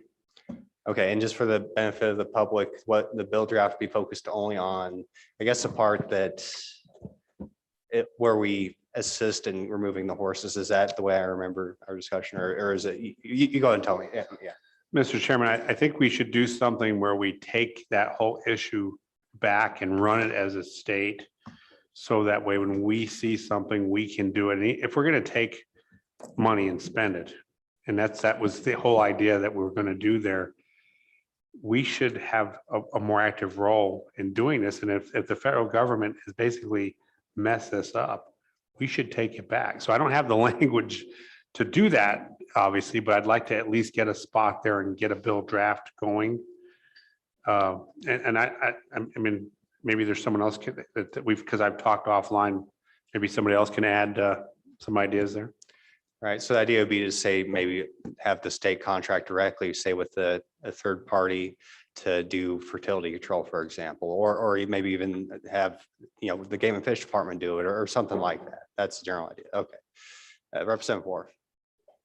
Yeah, Mr. Chairman, I may say, or may add to that. I mean, we have the sovereign nation of the tribes that are here we may want to develop something where the state coordinates the removal of wild horses in partnership with the tribes and turns them into a useful product to help offset the costs that we're all going to incur by having to round up these horses. But it can't be lost. The federal government's had this for 50 years, 1971. So it's 50 years they've screwed this up. And I do think it's time that the state says we're sovereign, we're going to take care of the issues that are impacting our resources, and this is what we're going to do. So that's what I would like. It's probably going to be a stronger bill than some people may like, but I think we need to. I think we need to start standing up and defending the sovereignty of this state. So with that, Mr. Chairman, hopefully that's clear what we want to do.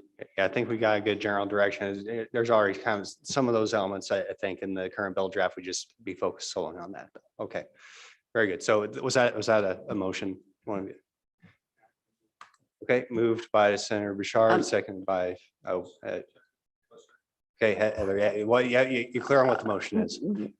I would love to clear what the motion is, Mr. Chairman, but I really, as someone who needs to sit down and start drafting this bill, I need more clarification. So we're going to, because I know that the current bill has had the fertility control in it, but this one should have, I'm confused on whether this is like a resolution saying we think this should become ours, or is it or like this issue the state should take the issue, or is this a list of specific actions that the committee wants to take to manage them? It's my understanding, I think it's paragraph F in that original bill where it says we're going to contract with, the governor's office has X amount of money to contract with, and there's a laundry list of, federal agencies. I don't think that'd be involved in this one, but, also private parties or the tribes. So it'd just be kind of that concept, and maybe even that'd be the good starting point, and obviously the appropriation that goes along with it.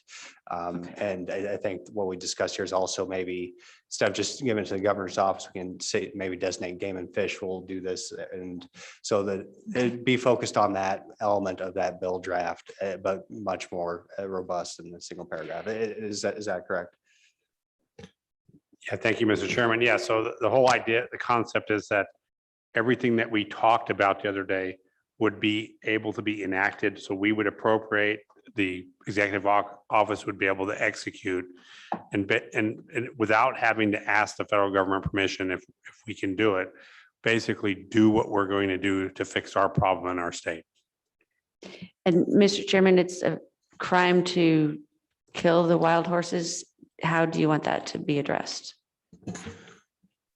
Well, I think we should start as just, what we were focused on yesterday was just the legal means, which are, for fertility control using so it's literally, it's based off of the bill draft we had. We're not going to, I'm not interested in violating federal law. I think that'd be counterproductive, but, we can have that discussion, I guess, in our next meeting. But as far as getting the bill draft going, I think a good starting point is that just that one part of that bill draft, leaving out the part where we're trying to understand what the cost is to the state and simply focused on action and contracting either third parties directing our own state agencies or having a cooperative agreement with the tribes to just get the problem solved.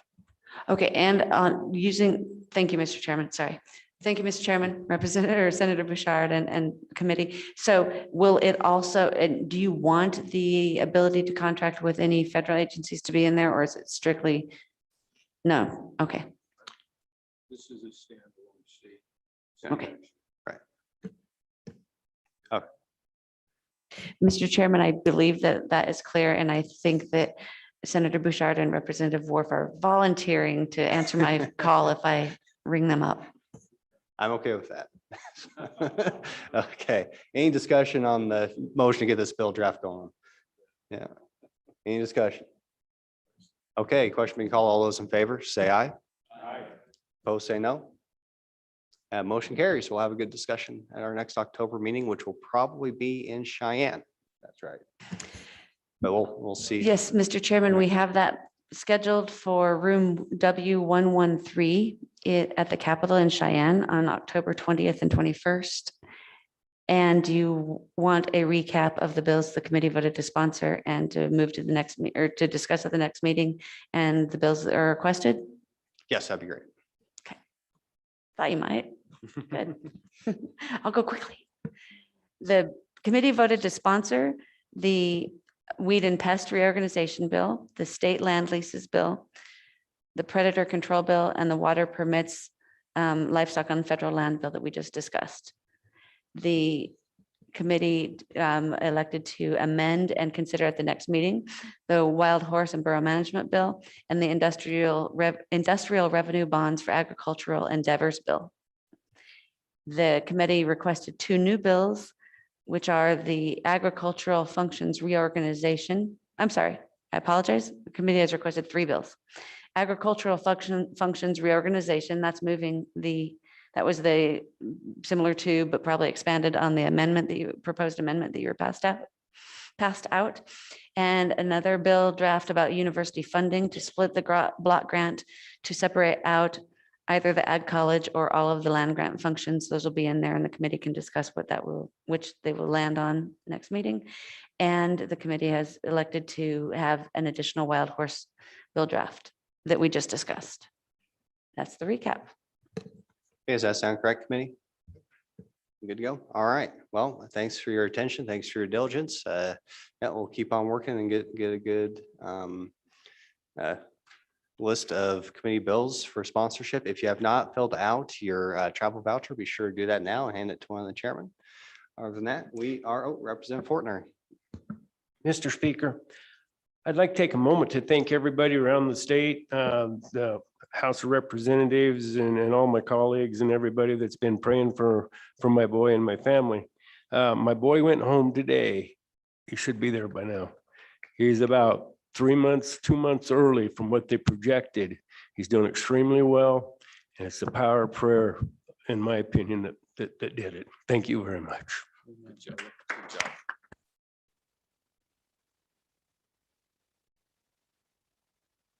Well, we'll end on that happy note.